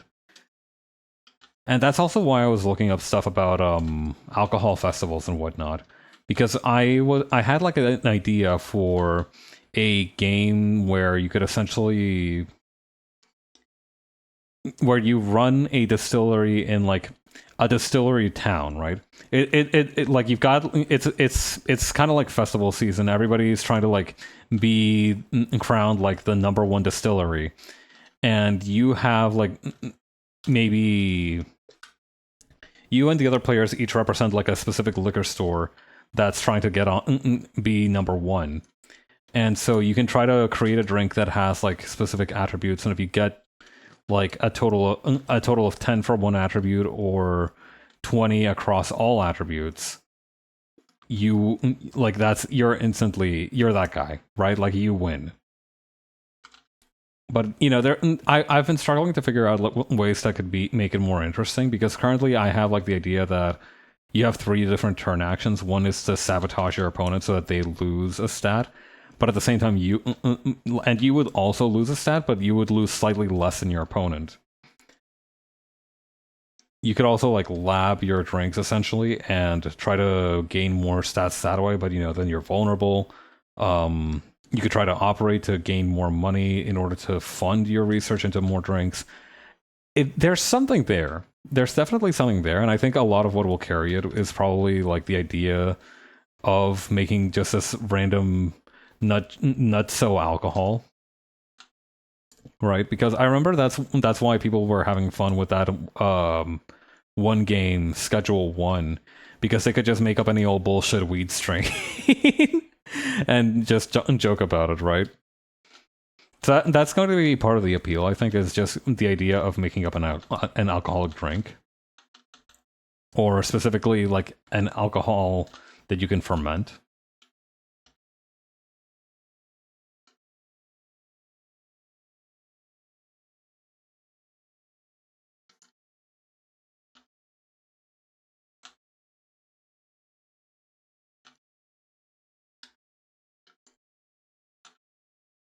Okay.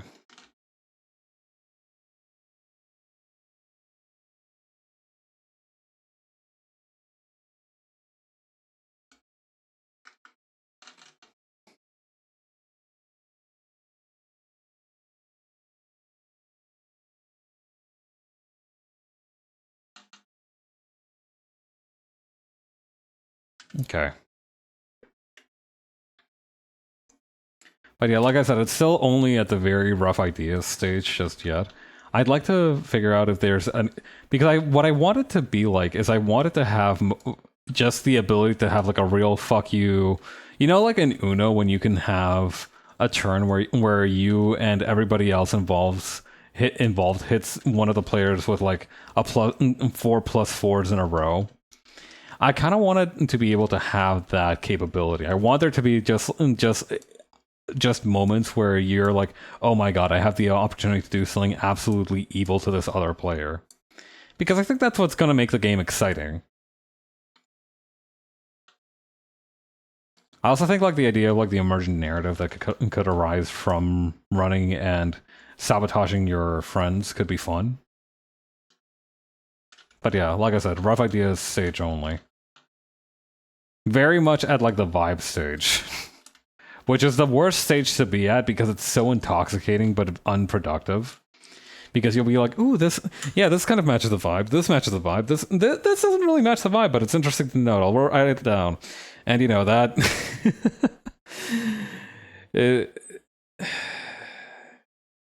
you gather a lot of materials, and oftentimes it's vital to have those materials, but you know by the end of it, you will reject like 99% of them.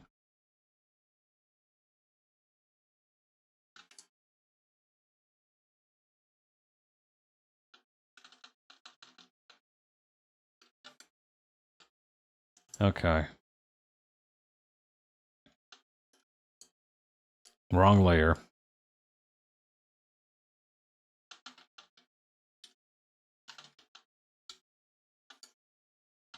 Okay, what gap? Okay, there's the gap.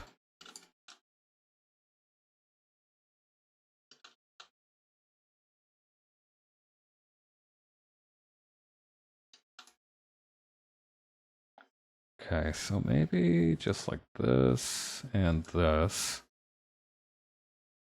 Cut out the hole here.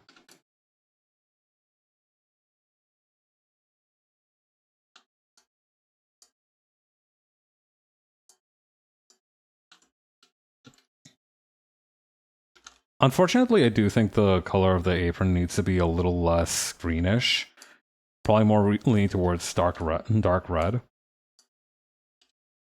But otherwise, this is looking pretty good.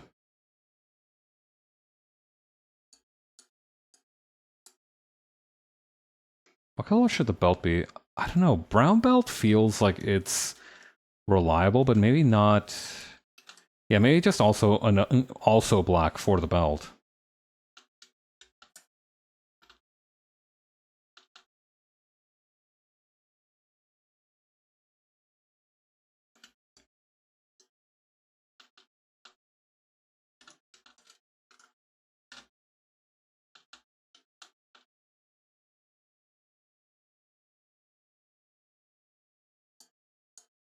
Yeah, the shoes probably be even darker. I guess we could do the same for the belt. And the tie.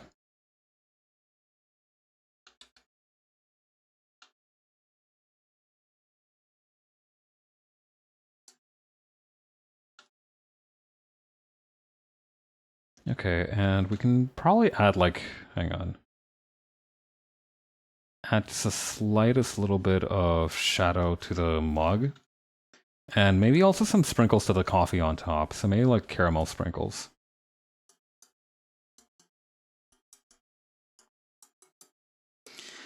That does look a little bit like cheese, but you know what? We're gonna go with it. You know, we could probably also make the dishcloth here black as well.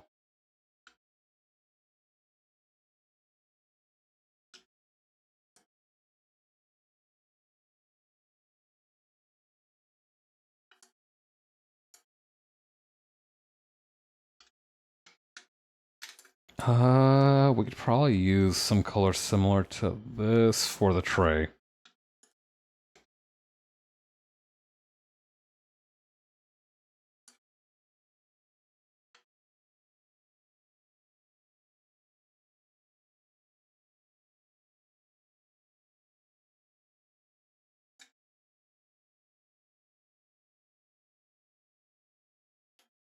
Okay.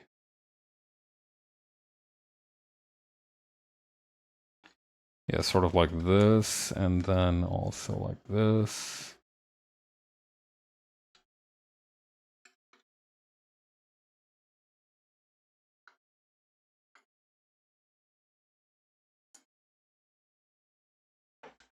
Yeah, okay. Just adding a little bit of a border to the edge here, just to clearly delineate where the top and the bottom is.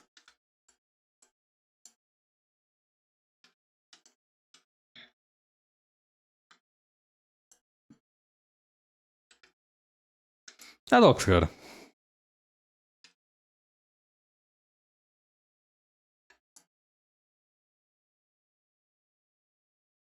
Okay, and then...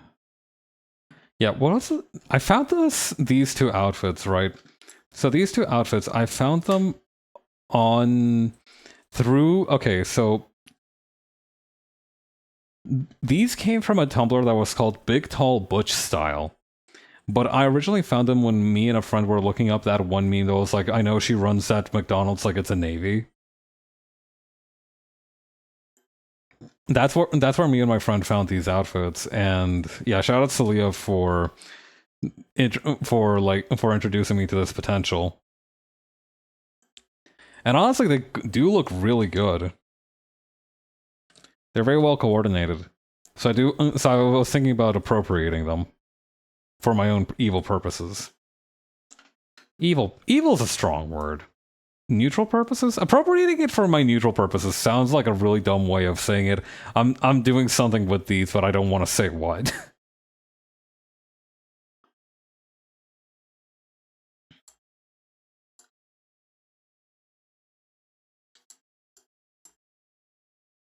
Appropriating these for my neutral purposes. Hashtag benign.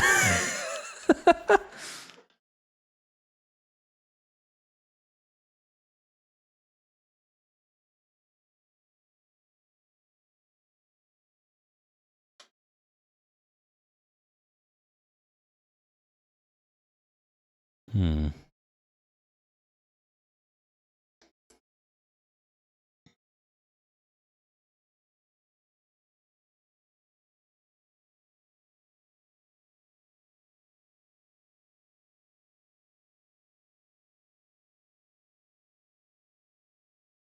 This one I'm probably going to combine with an outfit that I saw just in the wild the other day. There was this guy with a dress shirt. Very similar to this kind of vibe as well. No suspenders, just blue jeans and a belt, but I think we can kind of syncretize the two outfits.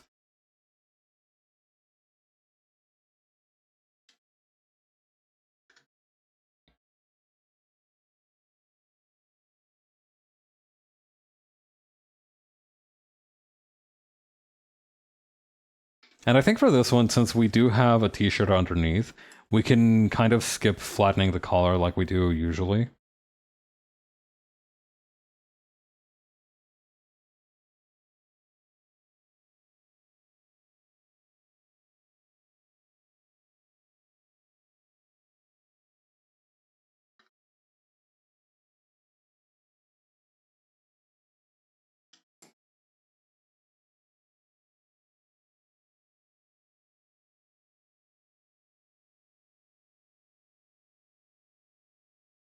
Okay.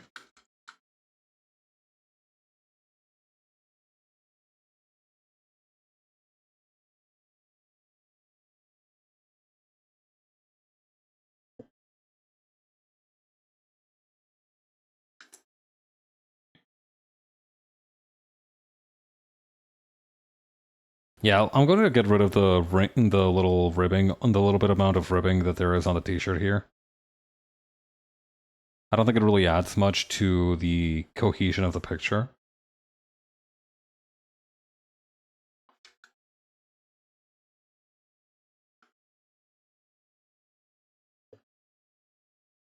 What kind of pendant is that? You can't really see the details on it from this distance. The other day I saw a guy who had a pendant that looked like a pair of angel wings, so we might as well try that one. I also really like the cabbie hat.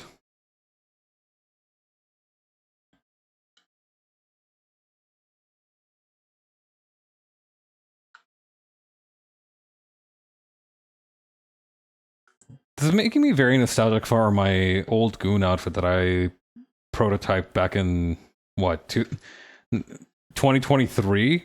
Would that have been? Such an innocent time. I think by then we still hadn't figured out the word goon. Or like, turned it into like a meaningless term that is like adjacent to anything sexual.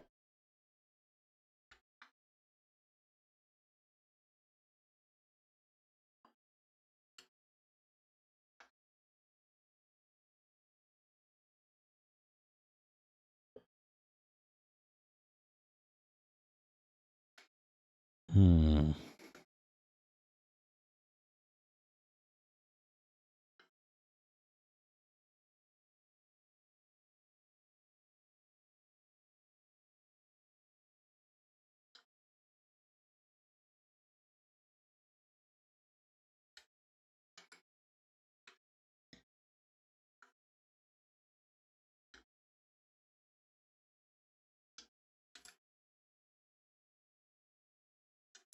I do honestly think the hat is doing a lot for a lot of these. I feel like if I adopt a hat, I'll eventually lose a lot of like the rice identity, but that's honestly fine. I don't really do much with the fact that I'm a bag of rice other than occasionally use it for thematic purposes.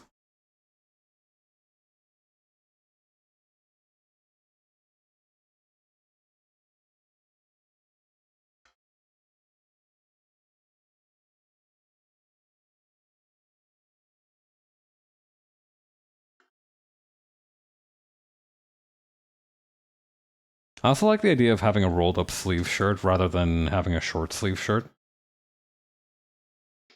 Hi, Raph, how are you? How's your Sunday going? Have you been well?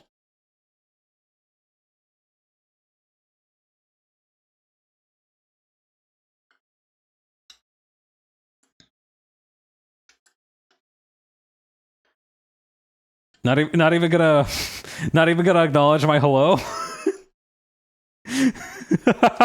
Just here to penis bomb me and then move on.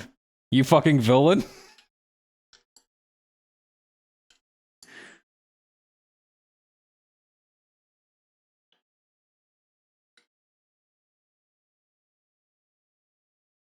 Okay, and this is gonna go like this. Okay, no, you're here. You're here. You're present. You're aware. Penis bombing sounds like something that would have been popular back during the photobombing era. Nobody calls it photobombing anymore. Now everybody treats you being like in somebody else's photo as like completely normal because of the fucking TikTok surveillance state that arises from everybody recording their lives all the time. Like taking a picture used to mean that like you would like ask strangers to maybe get out of the way a little bit so that you could have a nice shot. But now it's like, yeah, no, it's fine as long as I probably censor your face, maybe. Everybody's gotten very loosey-goosey with OPSEC. I penis bomb that you're being all kid with lollipop about it. I mean, it's been a while since we've chatted, man. Like it's been like a couple of weeks since we've had like a little hangout. I want to know how you're doing.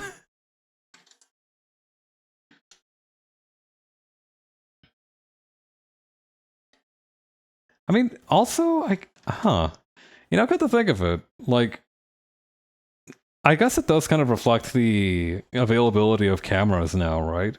Because, like I said, taking a photo used to mean that it was like an event, right? Like, you used to have to like arrange shit with your family members. Like, all right, everybody get in.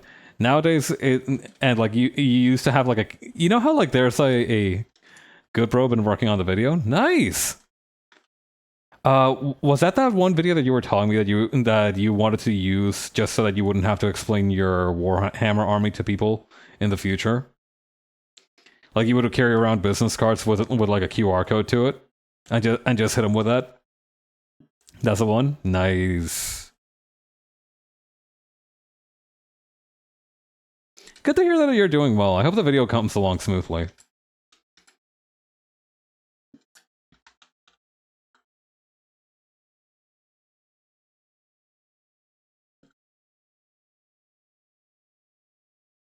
Yo, what is this Peaky Blinders fit? Okay, so do you remember that one meme that's like, I know she runs a McDonald's like it's the Navy?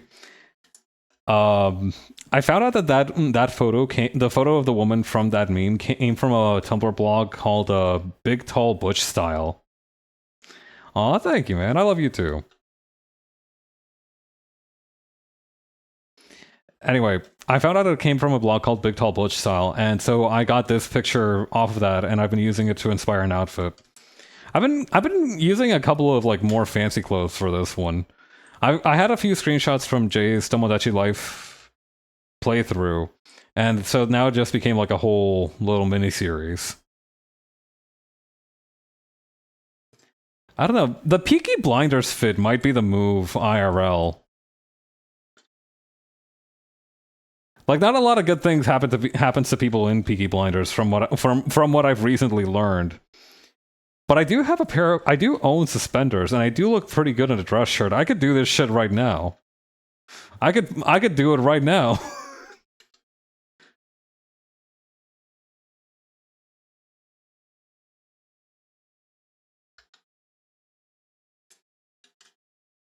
I was really surprised to learn that Peaky Blinders was about a British gang.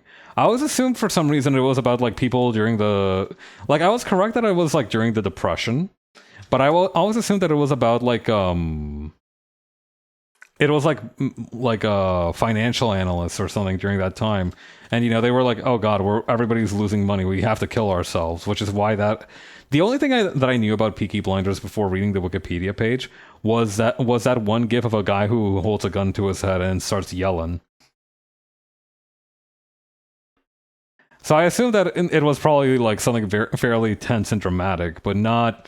I didn't know like the exact details of it. I think because everybody used to because everybody wears suits in it, I naturally assumed that it was some kind of like a sort of Mad Men situation where it was maybe in the interwar period. My fave give me when I roll bad once. It's not good. It's not good to like, you know, it's not good to ruminate on such things. Like everybody says that it's not good to do so, but sometimes you do just like feel it play in your head when something bad happens. You do occasionally you have to let yourself overreact a little bit because otherwise being too chill about things can also reach a pathological extent. Being too relaxed can also be bad. So sometimes you just have to kind of like have your bad headspace moment, and then like immediately bounce back like, okay, no, I have the autonomy to overcome the situation. Let's not worry about it too much.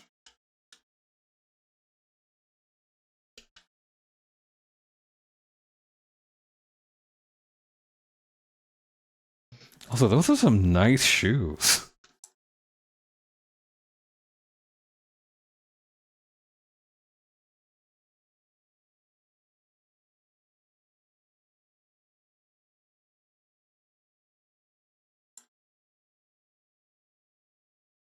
I don't know. I feel like bro, when I rolled triple once and forgot I had another d6, so I added it in and rolled a fourth one. Dude. Peaky Blinders gun gift. God. That is like a sort of perversion of causality. Like that's the kind of situation where you do want to feel like there has to be some kind of explanation for why it's fucking you over like this.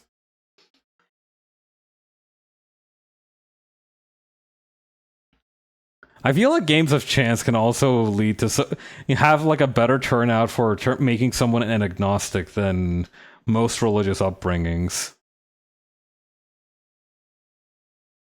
I think it is just due to how people recognize patterns that they want to believe that there is something influencing things, especially when you are in a situation or have a hobby where that is a significant factor. Like, for example, every people in tabletop role playing game spaces always talk about like the random number gods. Like that was a huge thing even before random number generators were a kind of facet of modern gaming. Like people treated like the outcome of dice as like the whims of deities, and that's been an often mythologized subject.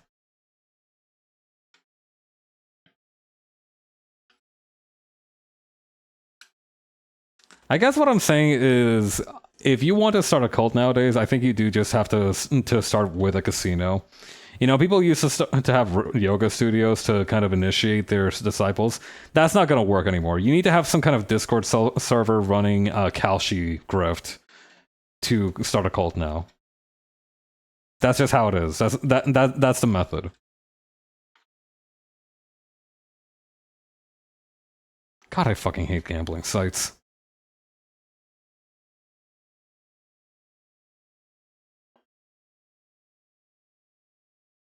It's become so normalized that even normie dudes in my office, and I hate using the word normie, but that's the best way that I can think of to. I think this is an appropriate context to use it.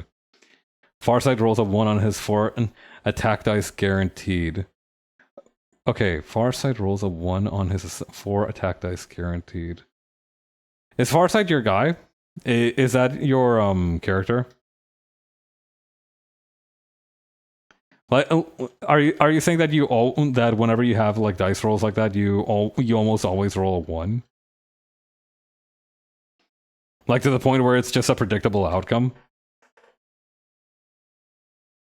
Nice. Okay.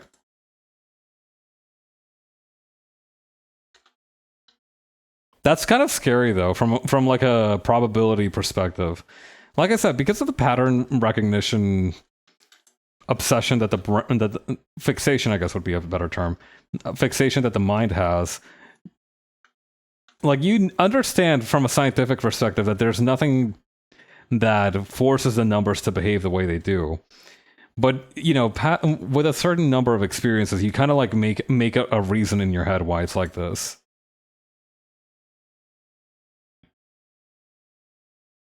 Do you think anybody ever made a weighted dice that always rolls a 1? Like they were making a weighted dice and are like, okay, this is gonna be sick. I'm gonna make a weighted dice that always rolls 6s so I get the highest outcome. But they really sucked at it, or at like making weighted dice, so it always rolled a 1. I'm thinking about that one toilet dice thing that you were telling me about. These are d6s, and he hits 2 or higher. The only way to miss is via a 1. God.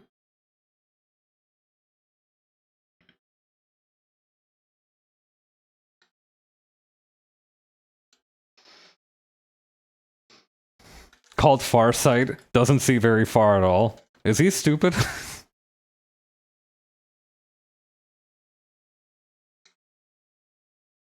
Is that also for Warhammer, or is that a different one?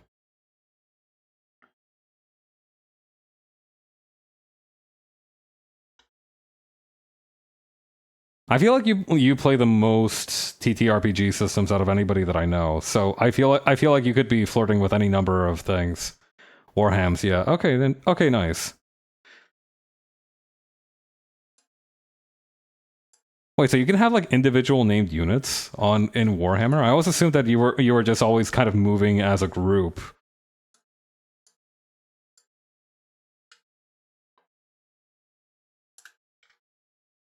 Although you do also print most weighted dice are on 6s and 1s to make it seem like you're just lucky. Huh. I guess that also makes a lot of sense, right? Because the whole thing about dice is that they're like the opposite pips are always supposed to add up to 7, right? So if you have a 6 on one side and 1 on the other, then it just makes sense that it could like, you know, the little weight could shift between either one of those two.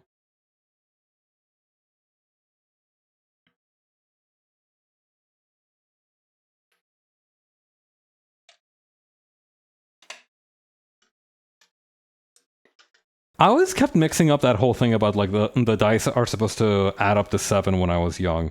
Mostly just because I forgot the total they were supposed to add up to. There's epic heroes and just big individual units like big monsters. Right, because you know, if you have like one of those giant robots that I see sometimes, they wouldn't be, you know, a contingent of giant robots. It's just a giant robot.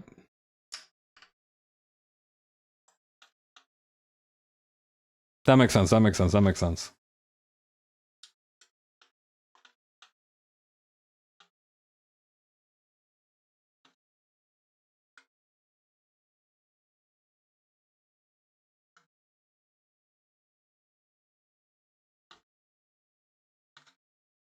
Okay, there we go.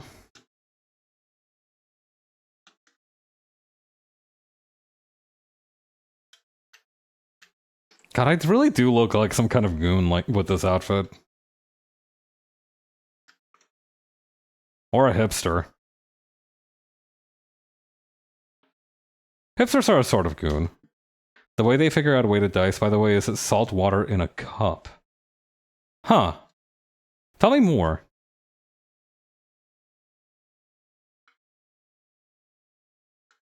Salt water in a cup. Okay, so would that be salt water?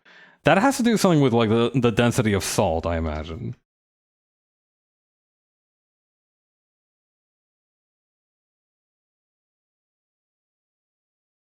Right? Like, I imagine it has to do something with like the density that how salt affects density of water, and like if it displaces a certain amount of water compared to like a normal non-weighted dice, then that's how you know that the other dice is weighted.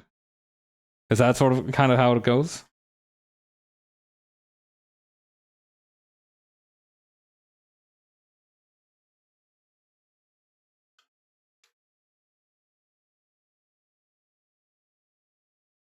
Non-weighted dice just keep spinning and float. Weighted dice will sink or stay on one side. Interesting. Raph, did you ever hear about that experiment that you do with like raisins and ginger ale or like any carbonated drink? Typically ginger ale just because it's clearer to see through. Have you ever heard of that experiment, or like did you see it performed as a child? There's okay, so I think the purpose of the experiment is to demonstrate the relationship that like gas bubbles are full of air. And so when you dumped raisins inside of a carbonated drink, especially a clear one, a clear-ish one like ginger ale, for example, they have a tendency to just like the raisins will like bounce up and down inside of the liquid. It reminds me a little bit of that. I think there's a similar thing for what do you call boiled eggs, where they will what was it, like a boiled egg will spin inside of a cup of water or something just due to their density.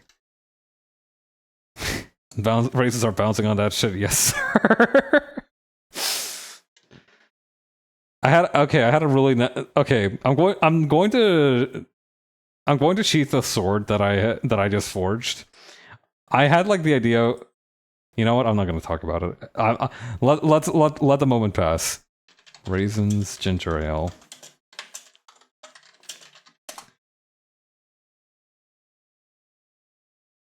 I'm not going to say it.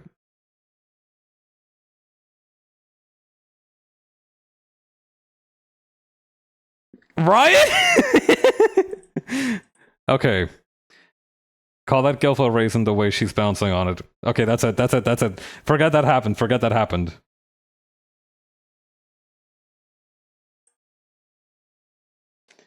Okay. So, yeah, here we go. What to do with leftover ginger ale? Science. Ba, ba, ba, ba, ba. Poured a glass of water and asked her if raisins would sink or float. Her guess was that they would sink, and so they did. I asked her what they would do in fizzy water. She didn't know if they would sink, so we tossed a few raisins in and both watched in amazement. The wrinkles of the raisin help the fizzy carbon dioxide bubbles attach to the surface of the raisin. Steve Spangler says the bubbles that attach themselves to the raisin are like little life jackets that make the raisins more buoyant by increasing their volume. Well, when the raisins float to the top, the bubbles pop, which makes the raisins sink again. So yeah, the raisins bounce around inside of the whatchamacallit, inside of the ginger ale.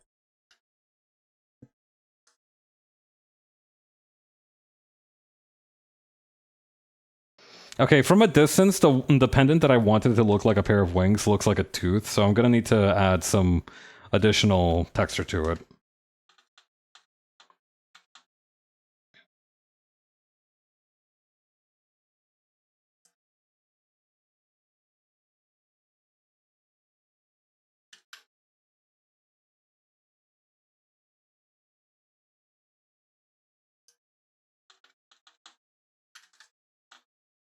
Okay. Just filling out any loose areas here, and we can move on.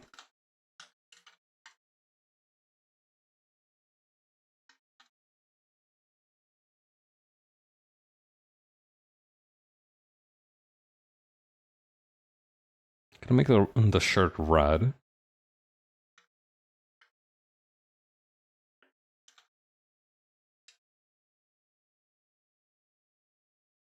But yeah, no.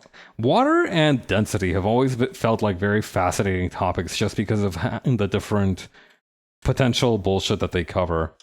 Like, I feel like if you understand liquid and density and whatnot, you figured out like a lot of different scientific things. Like, I remember that really clear glass is occasionally created by floating it over mercury, for example. Like, I remember reading that somewhere. Or I remember mercury was involved at least. I don't remember the exact details. But you know that clearly has something to do with like how that wouldn't work on water, right? Because of the different properties of the liquid. And obviously mercury has something that water doesn't. I wonder what that was what all that was about anyway. I should look into that in more detail someday.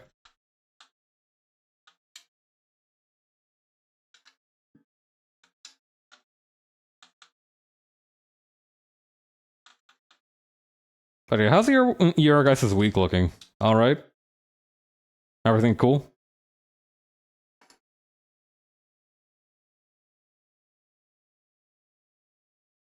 I don't know what color I'm gonna make the hat.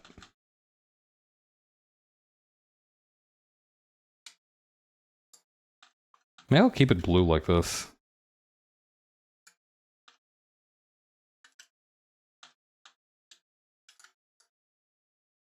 Yeah, just more work on the animation, TBH. Nice.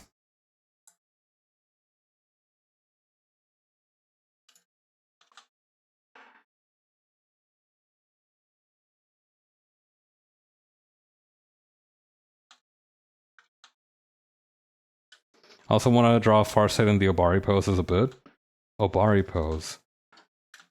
Can you send me what that looks like? I don't know what that is.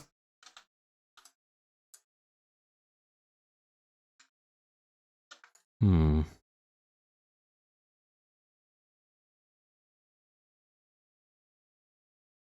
Ooh, a lighter color on the shoes is looking kind of nice. Maybe... No. Definitely just kind of like a lighter color.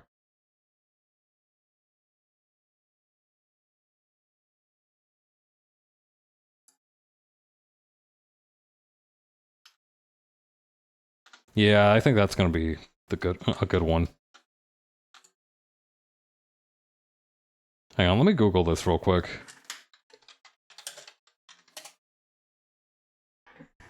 Oh! I see, okay. Okay, it's that one where like where the sword is being held out. Like this. I see.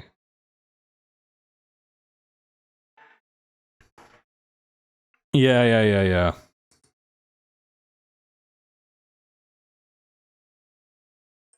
Okay. Interesting. I wonder where... Obviously it originated with this guy Obari, but like...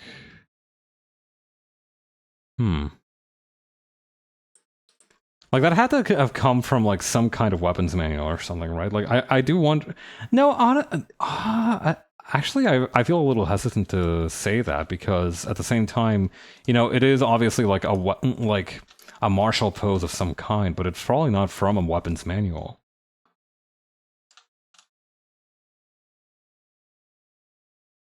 Hmm.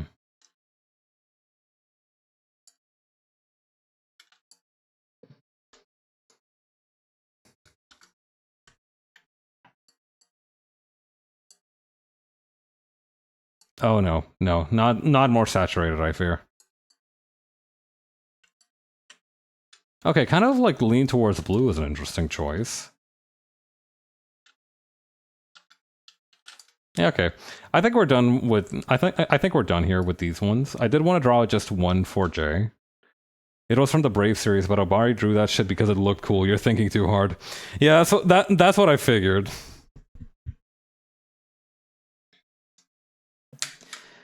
See, the thing is that I have a sort of tendency to want to attribute ideas and poses to like something, like I assume that it must have come from somewhere.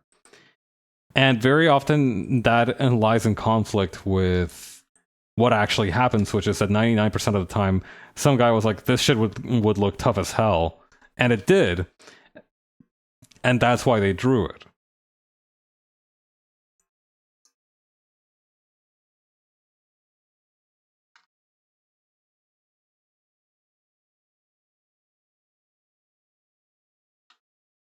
Like the Gynax pose. I forget what the Gynax pose looks like.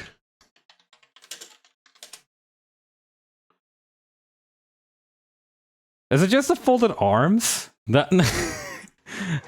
Okay, it pisses me off that people attribute that one to Gynax, because they did use it a lot, but that having your arms folded like a badass was not invented by Gynax. Come on now. Or was it?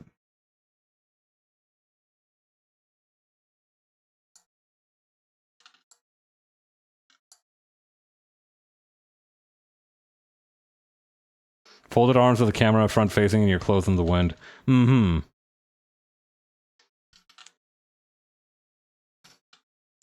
Yeah, like that pose is familiar.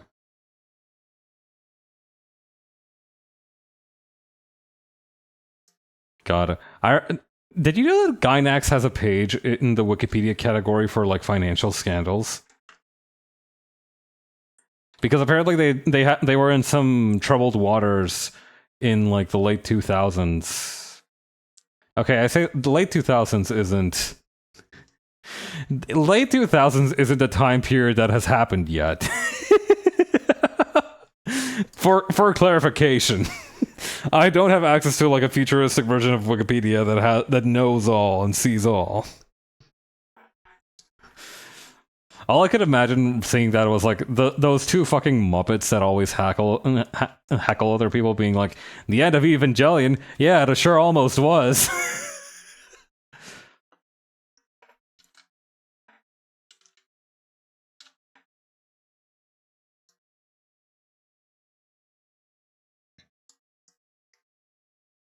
Okay, so maybe some kind of boot sort of structure down here.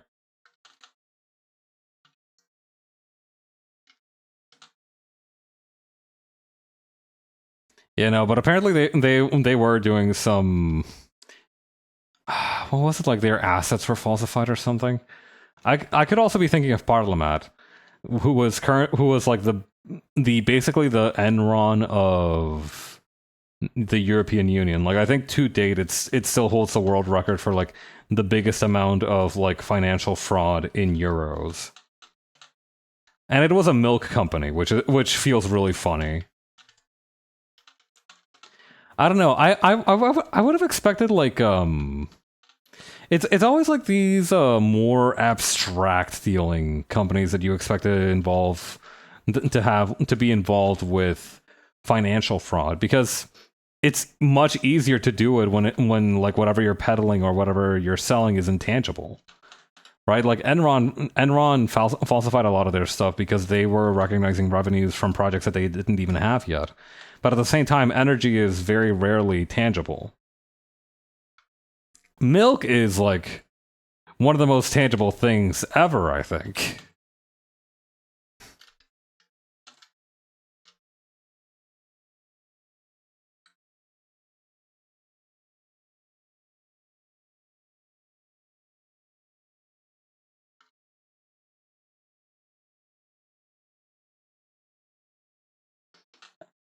Okay, maybe not one of the most tangible things ever. That honor probably goes to something like tungsten or some shit.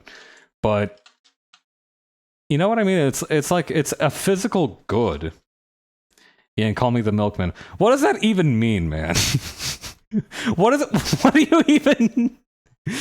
I understand that you're trying to do some kind of innuendo implication, but like, what is the exact Everything, bro? What do you mean?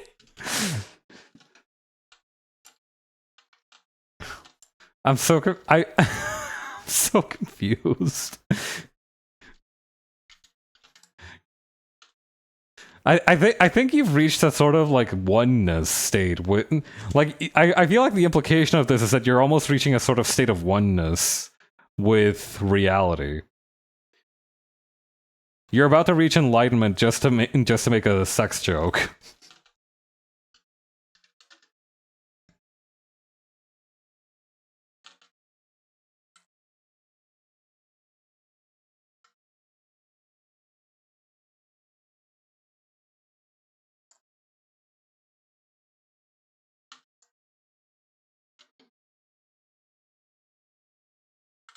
I saw the other day that somebody, I think it was for K-pop Demon Hunters, right? I think it was being added to the Criterion Collection, and they were showing the cinematic poster for its addition to the Criterion Collection. That state of nothingness that Kenshiro hits at the end, but for comedy. Ugh. I don't want to think about the white void, man. I don't want to consider that on stream or off stream for that matter.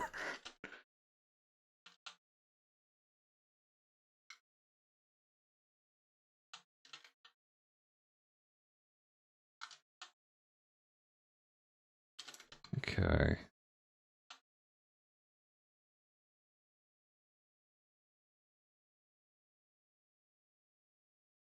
Anyway, so many stupid ass names for specific animation gimmicks. Mm-hmm. That is actually true. I don't know. I feel like animation, just due to the, I feel like there's like a parallel here. Oh, Bari pose, Gynax pose, Itano's circus. Itano's circus. Hang on, I gotta Google that one.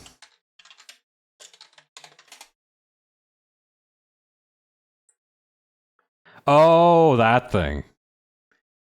Yeah, where like a bunch of different missiles all kind of fan out at once, and and you can see the kind of trails from the missiles, or projectiles, I guess would be a better term.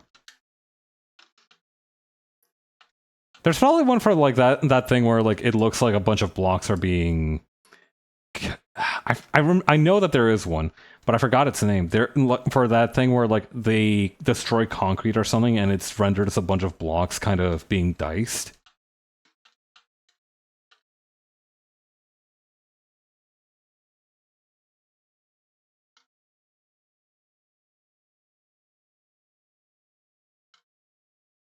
Yeah, there has to be a name for that one.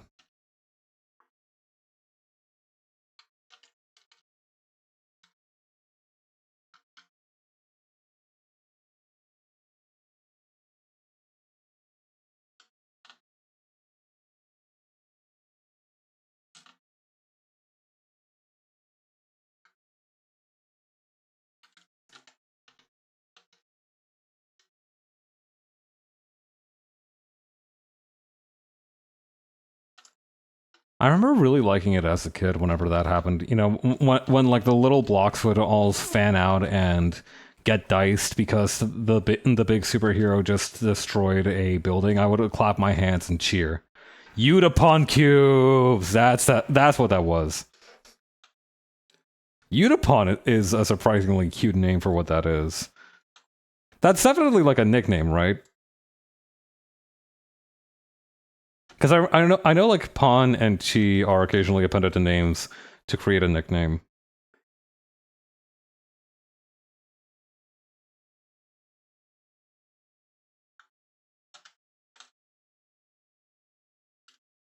I gotta read that one slide deck about like the Uma Musume localization because it sounds like it has a lot of interesting information.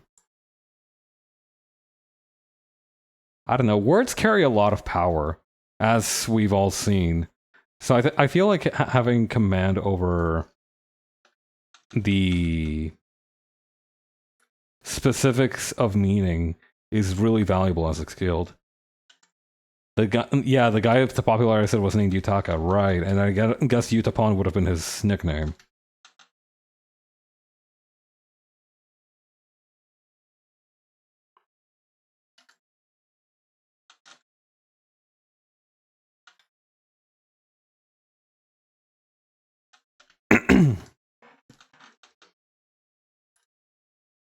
I remember somebody comparing those ASMR videos of soap being sliced um to that animation effect, and I could never unsee it. Every single time I see one of those videos on my feed, or just by casualty, just out of casualty or coincidence, I guess. I always remember that.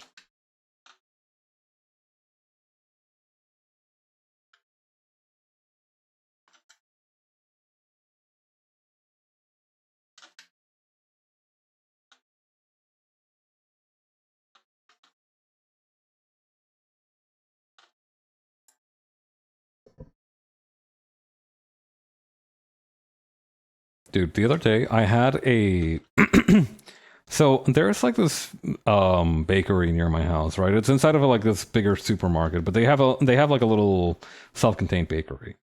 And I was like, okay, I love the bread from this bakery, but because they're like one of those bakeries that uses no preservatives, no nothing, it goes bad after like 3 days.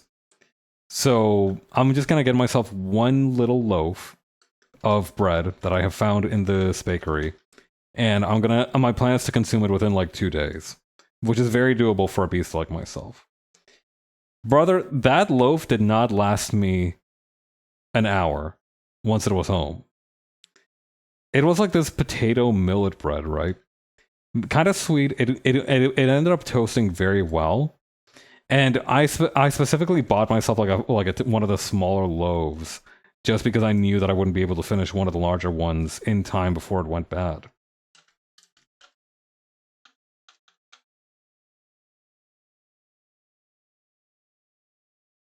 Dog, Cuban loaf vanishes into the Cuban loaf. What is like the specialty of the Cuban loaf?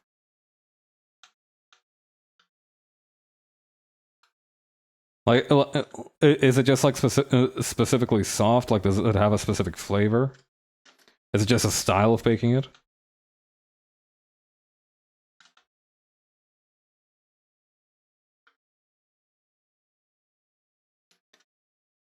I remember that in my neighborhood in Ecuador, we used to occasionally get like a guy selling bread out of like a rickshaw truck, right? Like he was on a bike and he would pedal around, and we would buy bread from him. And it was like this very sugary bread. Cuban bread, imagine baguette with thin hard outside with hyper airy inside. Okay, okay, interesting. That sounds like it would make really good for like dipping bread. Or sandwich bread, as the case may be, because I know, you have told me about Cuban sandwiches and filled me with enough jealousy to know that those are beast mode as well.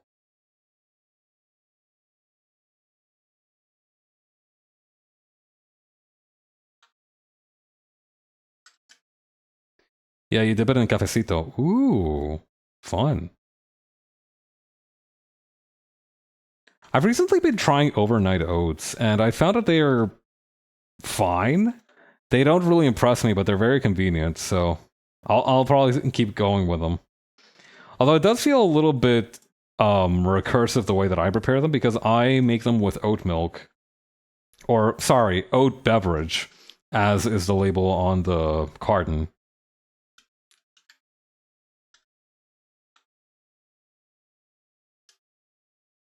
Which is such a stupid fucking distinction to make. Like, it's supposed to be milk, man. You don't need to play with me. You don't need to get all pedantic and be like, well, technically it's not from a mammal, so it can't be milk. Like, you put it in coffee. You have a picture of a coffee cup on your carton, brother. You can't be calling it... why would you call it oat beverage?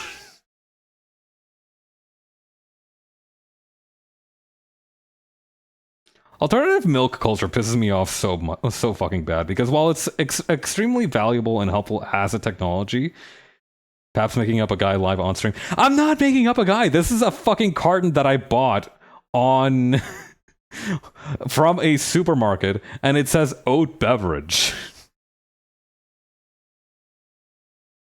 This is a physical, tangible object that I have inside my apartment right now.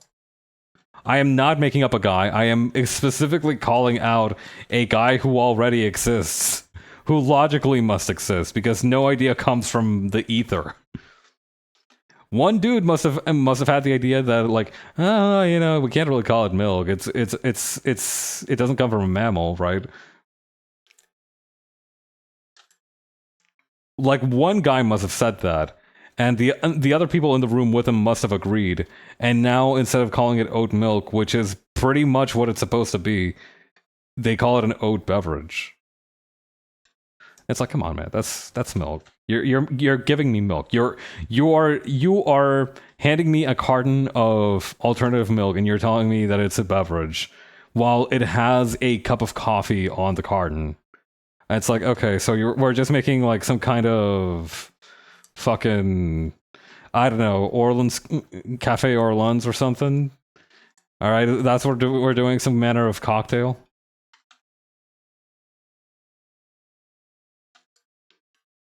I don't know. It just feels like somebody's trying to pull a fast one on me.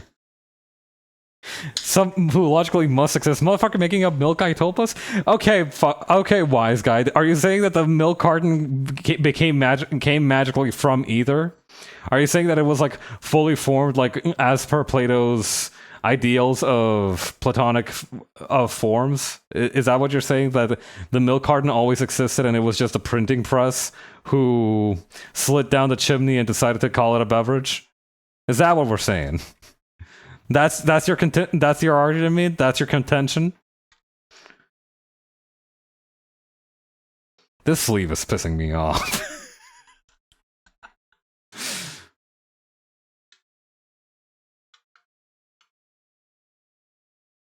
Actually, you know what? Let's try this.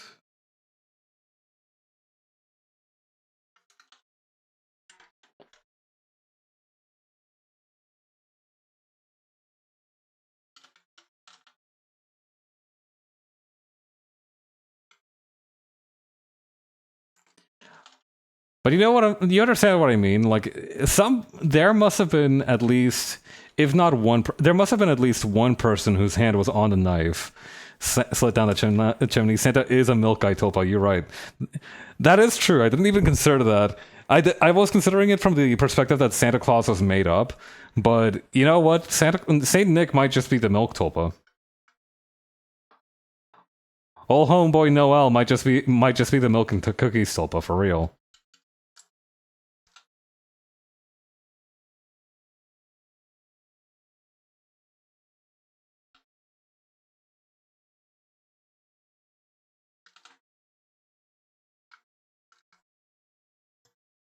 Okay.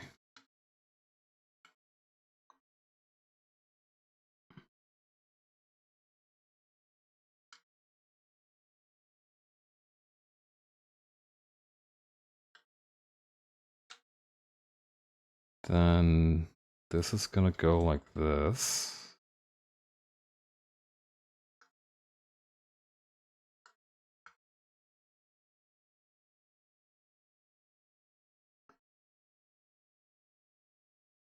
But yeah, what I'm saying is that there must have been at least one or more hands on the knife that decided to call this thing an oat beverage rather than oat milk. Possibly this conspiracy goes all the way up to the top, and it's just like, and they like, you know, it's like the government of Canada saying you can't be calling it milk. You cannot call it milk. You cannot call this product milk, or else we will fucking get you. So you know what? Maybe this is some kind of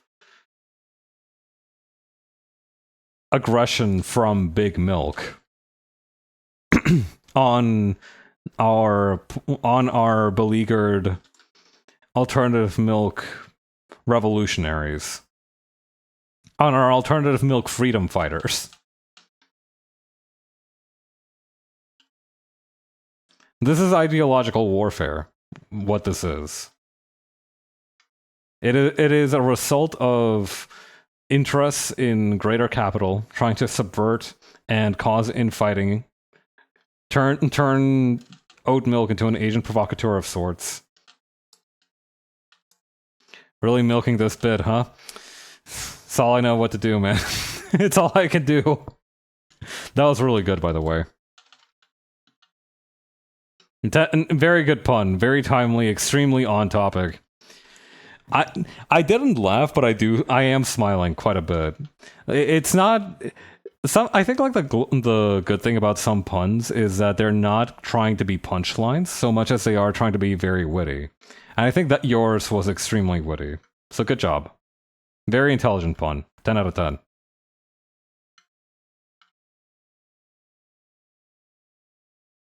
Sensible chuckle.gif. That's the thing. Not even a chuckle, but like like a nodding acknowledgement of like, yeah, that was smart. That was a good one.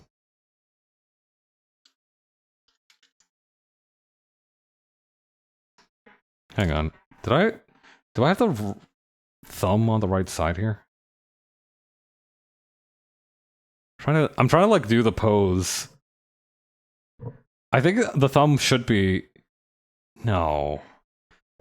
Yes? Yeah, the thumb should be out here. What the fuck? Hang on. No, but yeah. Okay, wait, then that means that I've got this all wrong. No, what? Oh, no, okay. No, hang on. I confused myself. I saw like I was looking at my arm. Okay, so to give you an idea of why, let's use a quick diagram. So your thumb would be on the inside of the can here, right? So your thumb would be right here, and that's correct. That is like biologically correct. Like that is anatomically correct, not biologically. But the thing is that I was looking at the thumb from this, at my arm from this perspective to try and figure it out, right? I'm not gonna draw eyes here, but like, just imagine that there are eyes here, right? Like, I was trying to look at my arm to figure out the perspective on this, to figure out, wait, do I have this on the wrong side? And I saw my thumb, and I'm like, fuck, I have it on the wrong side. Obviously, I didn't. Like, I was not, like, using remote viewing to properly assess the situation.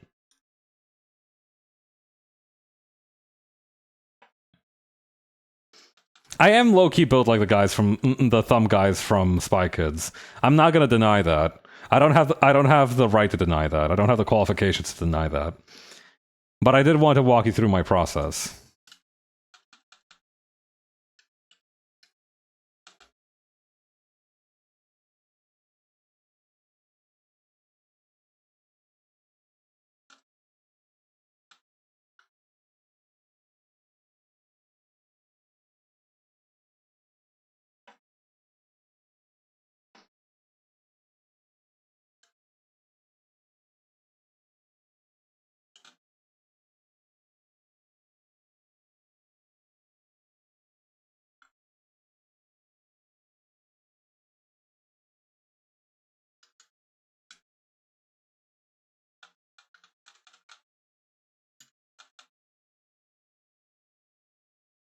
How do people deal with having... Don't worry, I smile, there's a single white tooth in the center of my upper lip.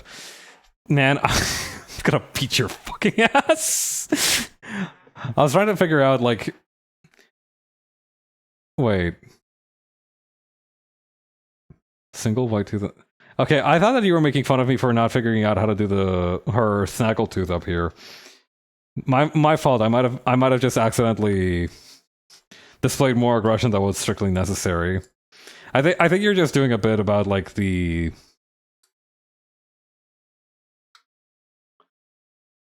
What bit are you doing? I don't know what you're trying to convey with that, actually. I'm a little bit perplexed.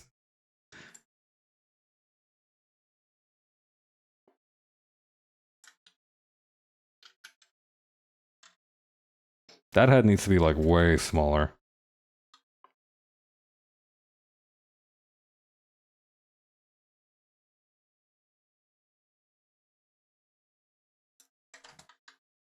Like, I kind of picture what you're... I can definitely picture what you're saying. Like, it's like that one picture of Sukuna with only like 3 teeth in his mouth. That picture always disturbed me for some reason. Not in like a... Hang on. Oh, I see.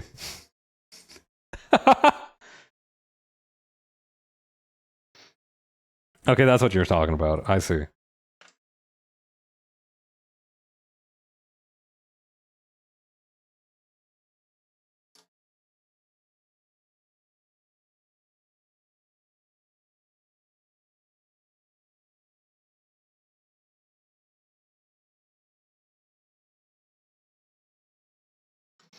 Honestly, I might have to stick to this kind of method of creating poses in the future if I don't have anyone in mind.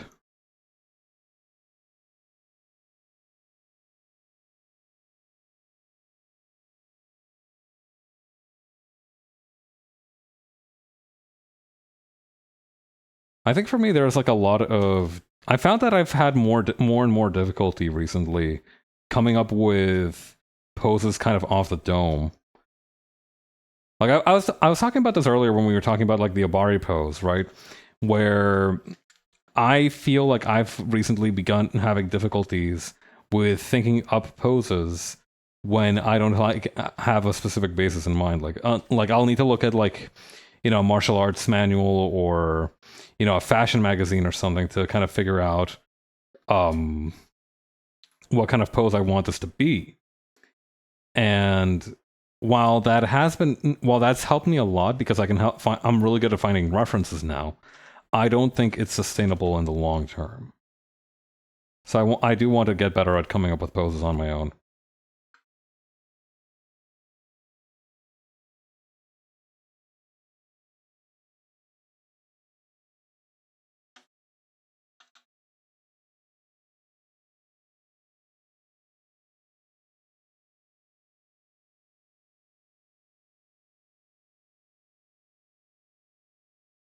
Okay.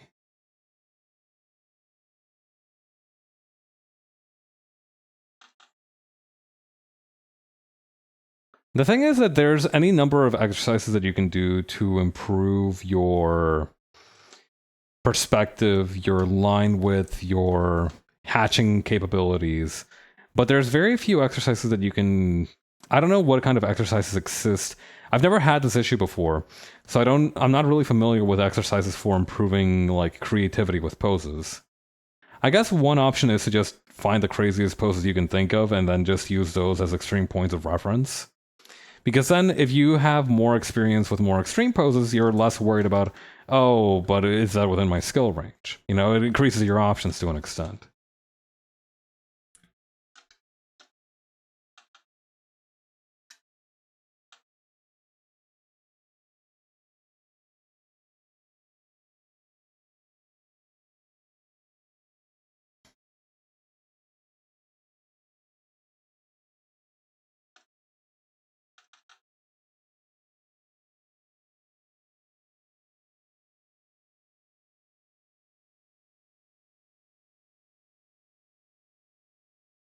Just start shaking ass in front of a mirror and take a pic, bam, new pose. That's only gonna work. That can only work so many times, I fear. Somebody will start compiling a Google Doc and be like, "Hey, wait a minute! This guy's just taking a picture of the same ass every pose. We can triangulate this guy's ass." And then they'll dox me through my ass. All right, that's not sustainable for OPSEC. I'm gonna be like that one guy who got busted for posting his fingerprints, and then they tracked him to a drug case.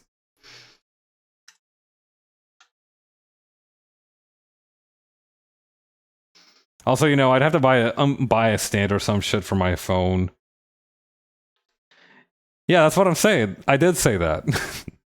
You can quote me on that. With context.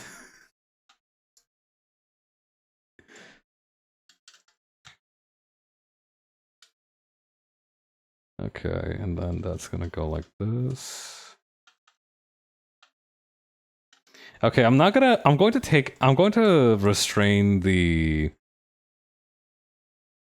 I need to rearrange the face because like right now, because of the eye bag lines that I added underneath, she does look like kind of stressed.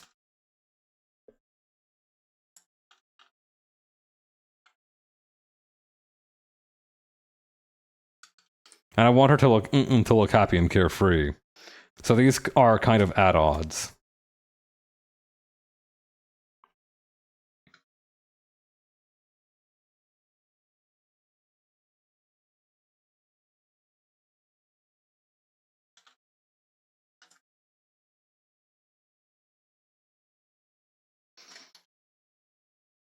I can feel you posting that to a Discord server. I don't know which one it's gonna be. Probably these. But I just had like a premonition of it.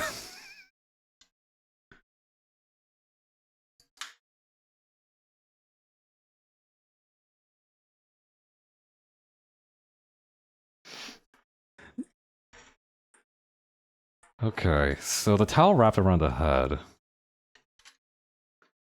Probably gonna look more like this, and then...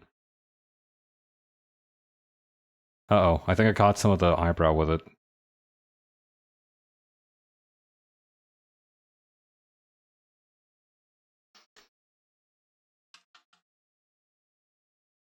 Okay, so that's gonna wrap around like this.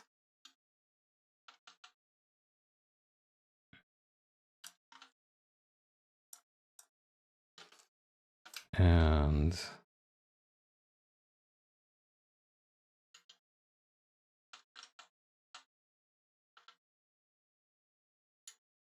so after that, that's gonna go like this.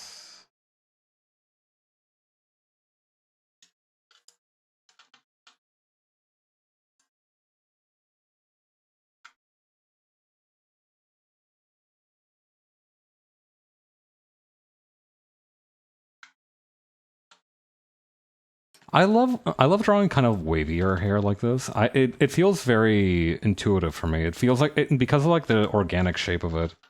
It feels very intuitive to do. Looks very pretty.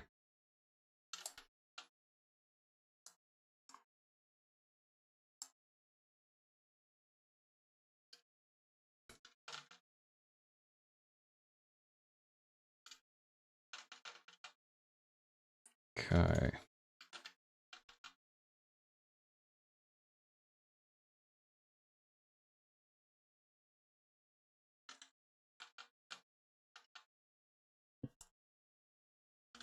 And then the ears.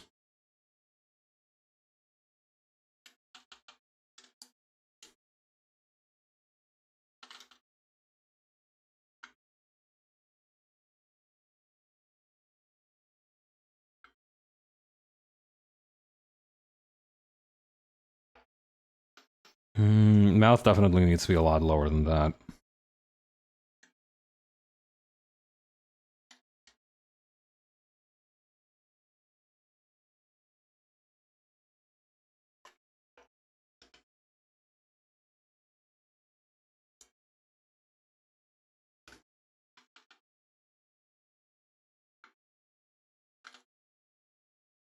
Okay, and then... yeah, the ear on this side needs to be corrected a little bit. I think after that we're good to start coloring.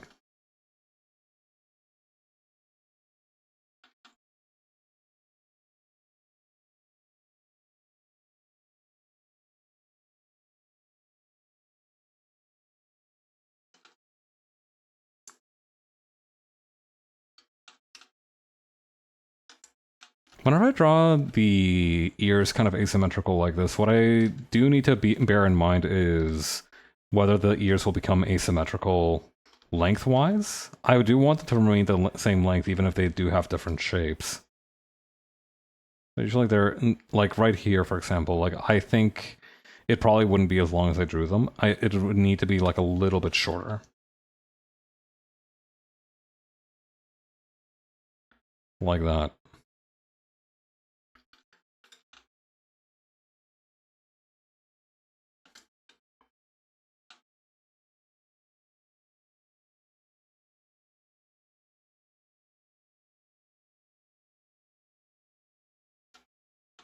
Okay.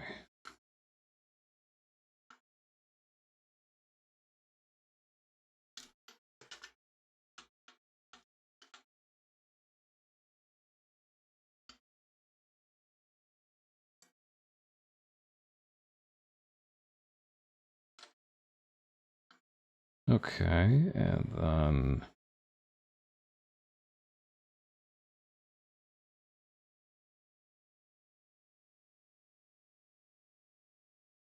yeah, we can probably leave it at that for this hand.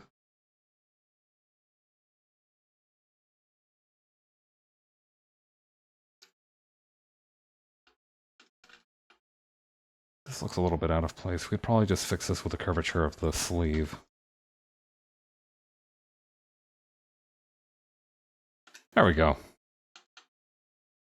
I think her body needs to be just a tiny bit bigger compared to the rest of her head. Or rather, the head needs to be just a tiny bit smaller still.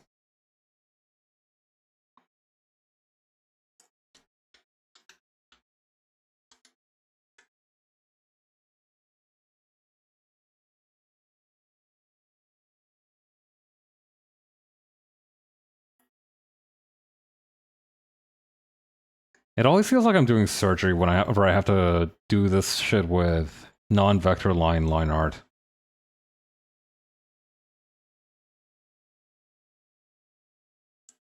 I've started using raster lines again since they feel a little bit more free with how they can be manipulated compared to vector lines, but I do miss the cold certainty that no matter how much I resize the vector line, it'll always look very crisp.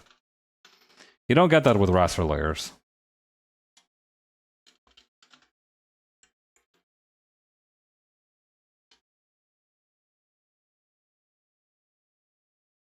You could regard it as part of the craftsmanship that you need to just deal with that as an aspect of the artistic process.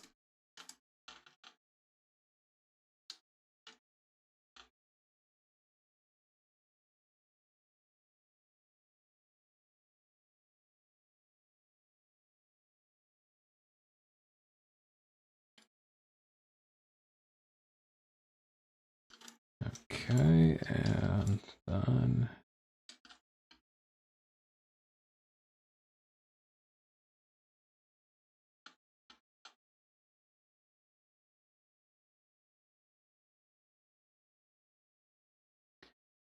I'm reminded a little bit of that one quote that was like, the imperfections of whatever of our mediums are going to be like what do we remember the most about them, and that's what like we're going to be nostalgic about. I remember that a little bit because of this one artist. I don't know if they're still active, but I remember really liking their art. They had this very particular art style where it looked a lot like I don't know if this is a universal experience. When you were using MS Paint or, you know, like more sort of primitive art software, do you ever remember using the fill tool and having like this very nasty little crusty line of unfilled area whenever you used it? Like, sort of like, hang on. Like this, for example, like it would have like this very small unfilled area just because of how the rasterization worked and because like MS Paint and those programs didn't have like tolerance as a modifier like CSP does. Their art style kind of incorporated that into how they painted things, and it looked really interesting and it was done very well. I cannot for the life of me remember their name. But I do remember respecting that a lot because it was fascinating to see it as an example of that phenomenon where we would like long for the imperfections of the medium in real time. Because the art style was meant to deliberately invoke that.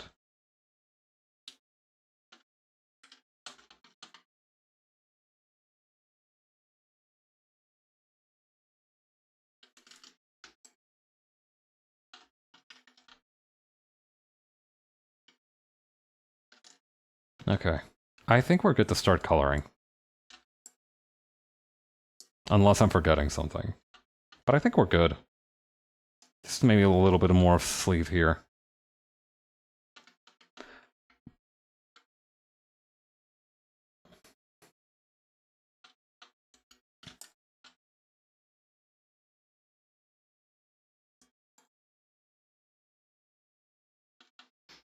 Okay, unfortunately I must immediately undo this because I realized that one of these shoes is way too small.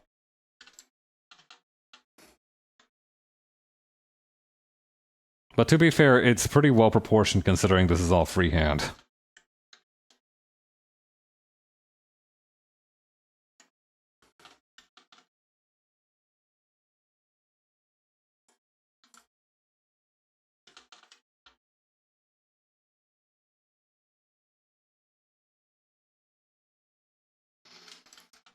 All right, now we're going in.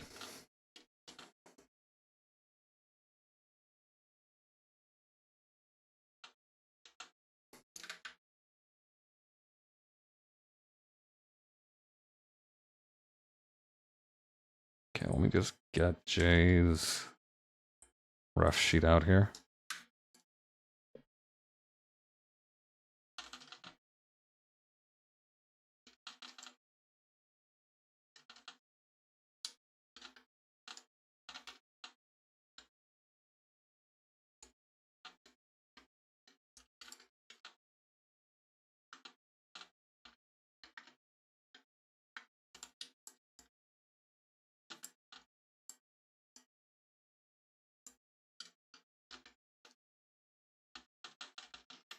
Downright bun-pyrrhic.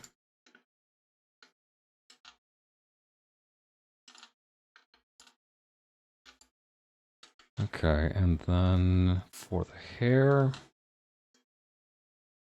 I recently learned that Jay's tail is slightly lighter than the rest of her hair color, which was very surprising to learn. I always assumed that it was a sort of equilateral hue all over, but you learn something new every day. But that makes sense, though, because, like, rabbits do have slightly lighter tails, don't they? I'm pretty sure, well, some of them do, probably. Oh.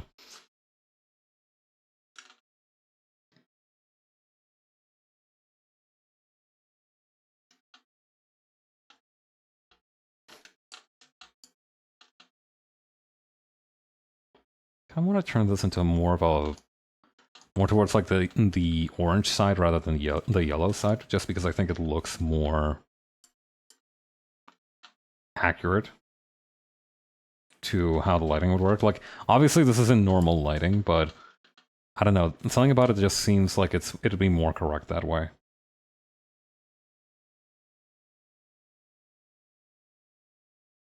Actually, what color is the inside of her ears?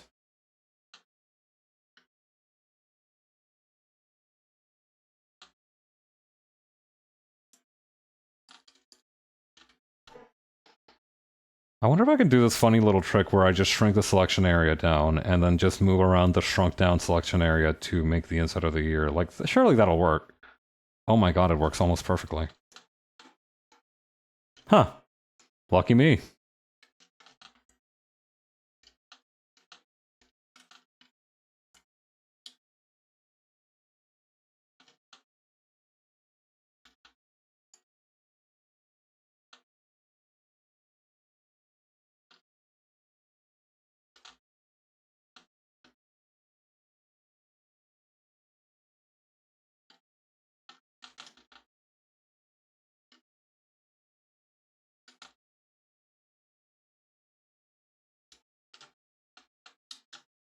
Okay.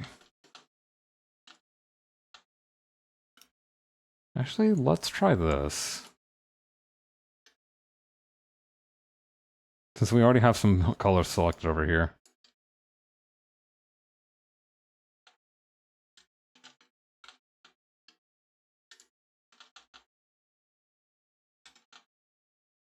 I'm almost thinking more like a yellowish tone for these. Yeah, like that. I like this outfit because it's very simple, but I think, especially with the way that the color splotches might work, I think it has a lot of potential for looking very charming.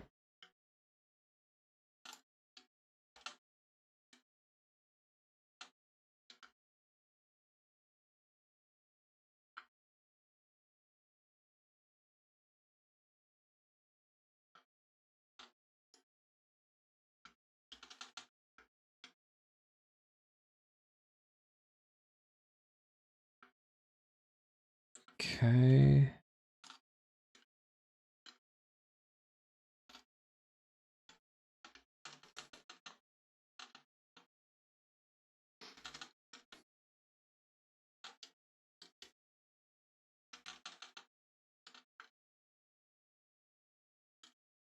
There we go.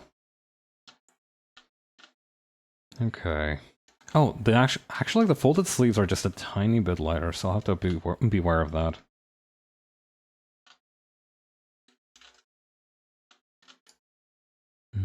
Anything else? No, I think we're good to start coloring. Or start shading a little bit more.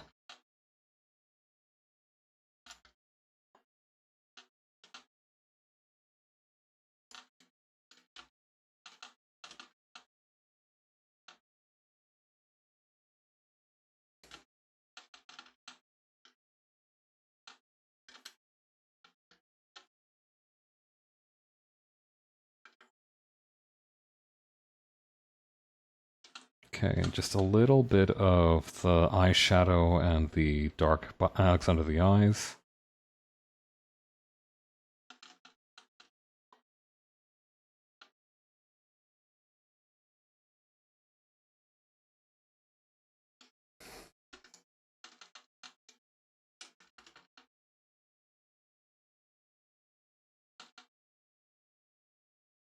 It's a little bit more blue than that, I think.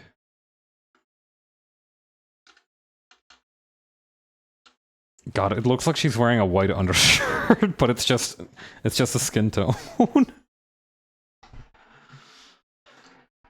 Okay, I'm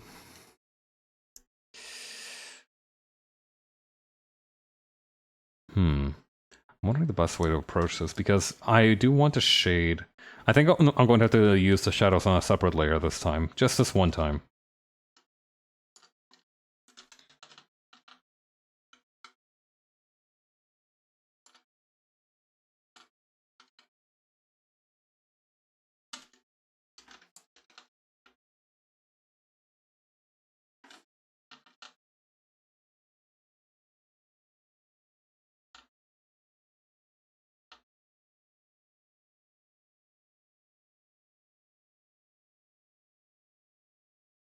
Okay.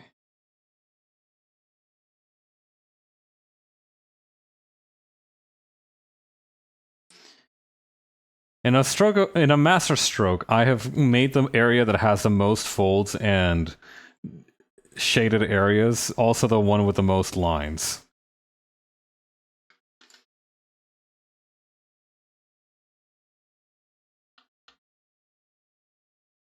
Okay.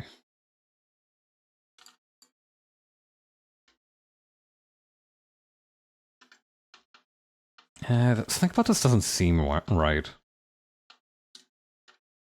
Maybe I use the soft eraser. Yeah, that feels more correct.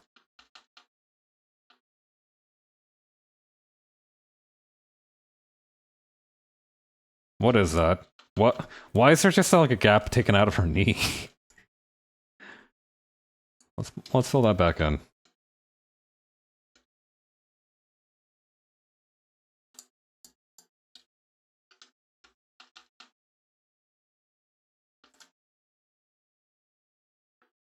Okay.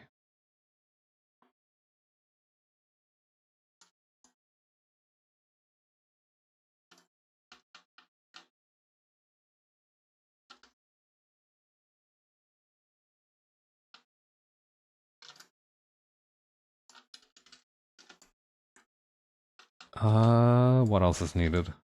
Shadows over the hair, obviously.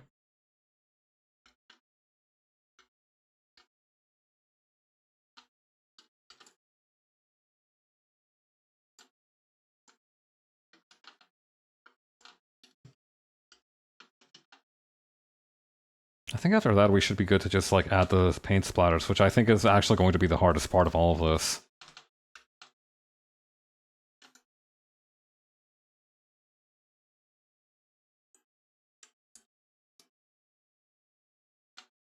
Okay. Although, hang on, maybe it's not going to be as bad as I think.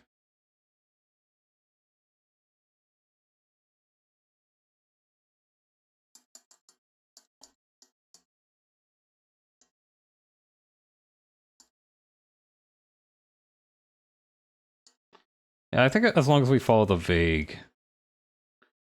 Hang on. I think a better move would be probably to select just the jumpsuit color rather than the whole thing.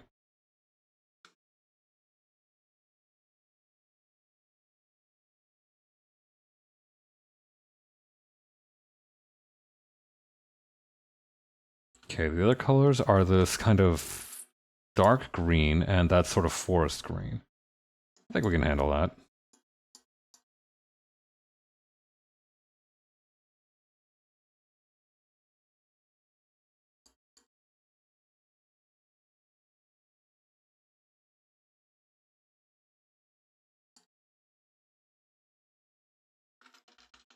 Okay, and I'm going to make this color like slightly more towards like this forest green color, but maybe with a little bit of extra...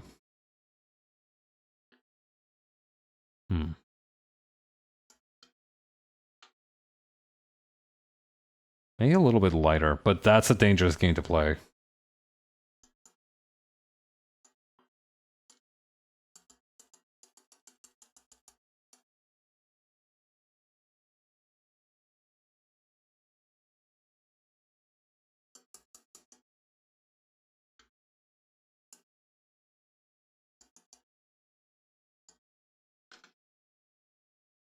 Okay, so then what we do here is we're going to... I don't remember how. I think it's multiply. I think multiply is the right setting for this. Fuck, it overlay works pretty good too.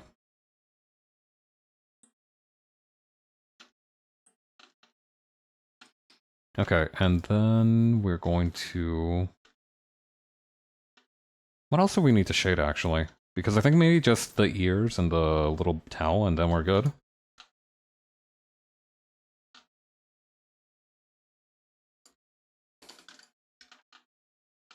Maybe the shoes would also be a good move.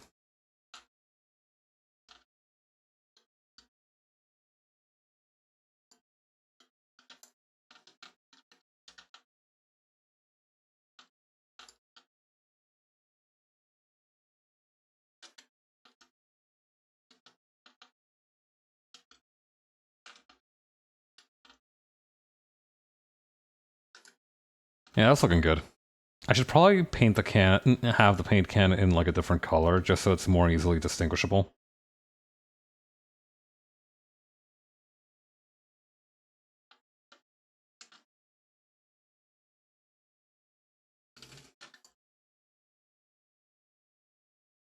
Alright, I think we're good with this. I think that's going to be the end of today.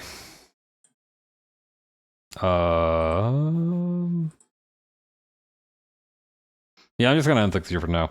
Take care, everybody. Have a good night, and enjoy your week. I will see you all next Sunday. Bye-bye.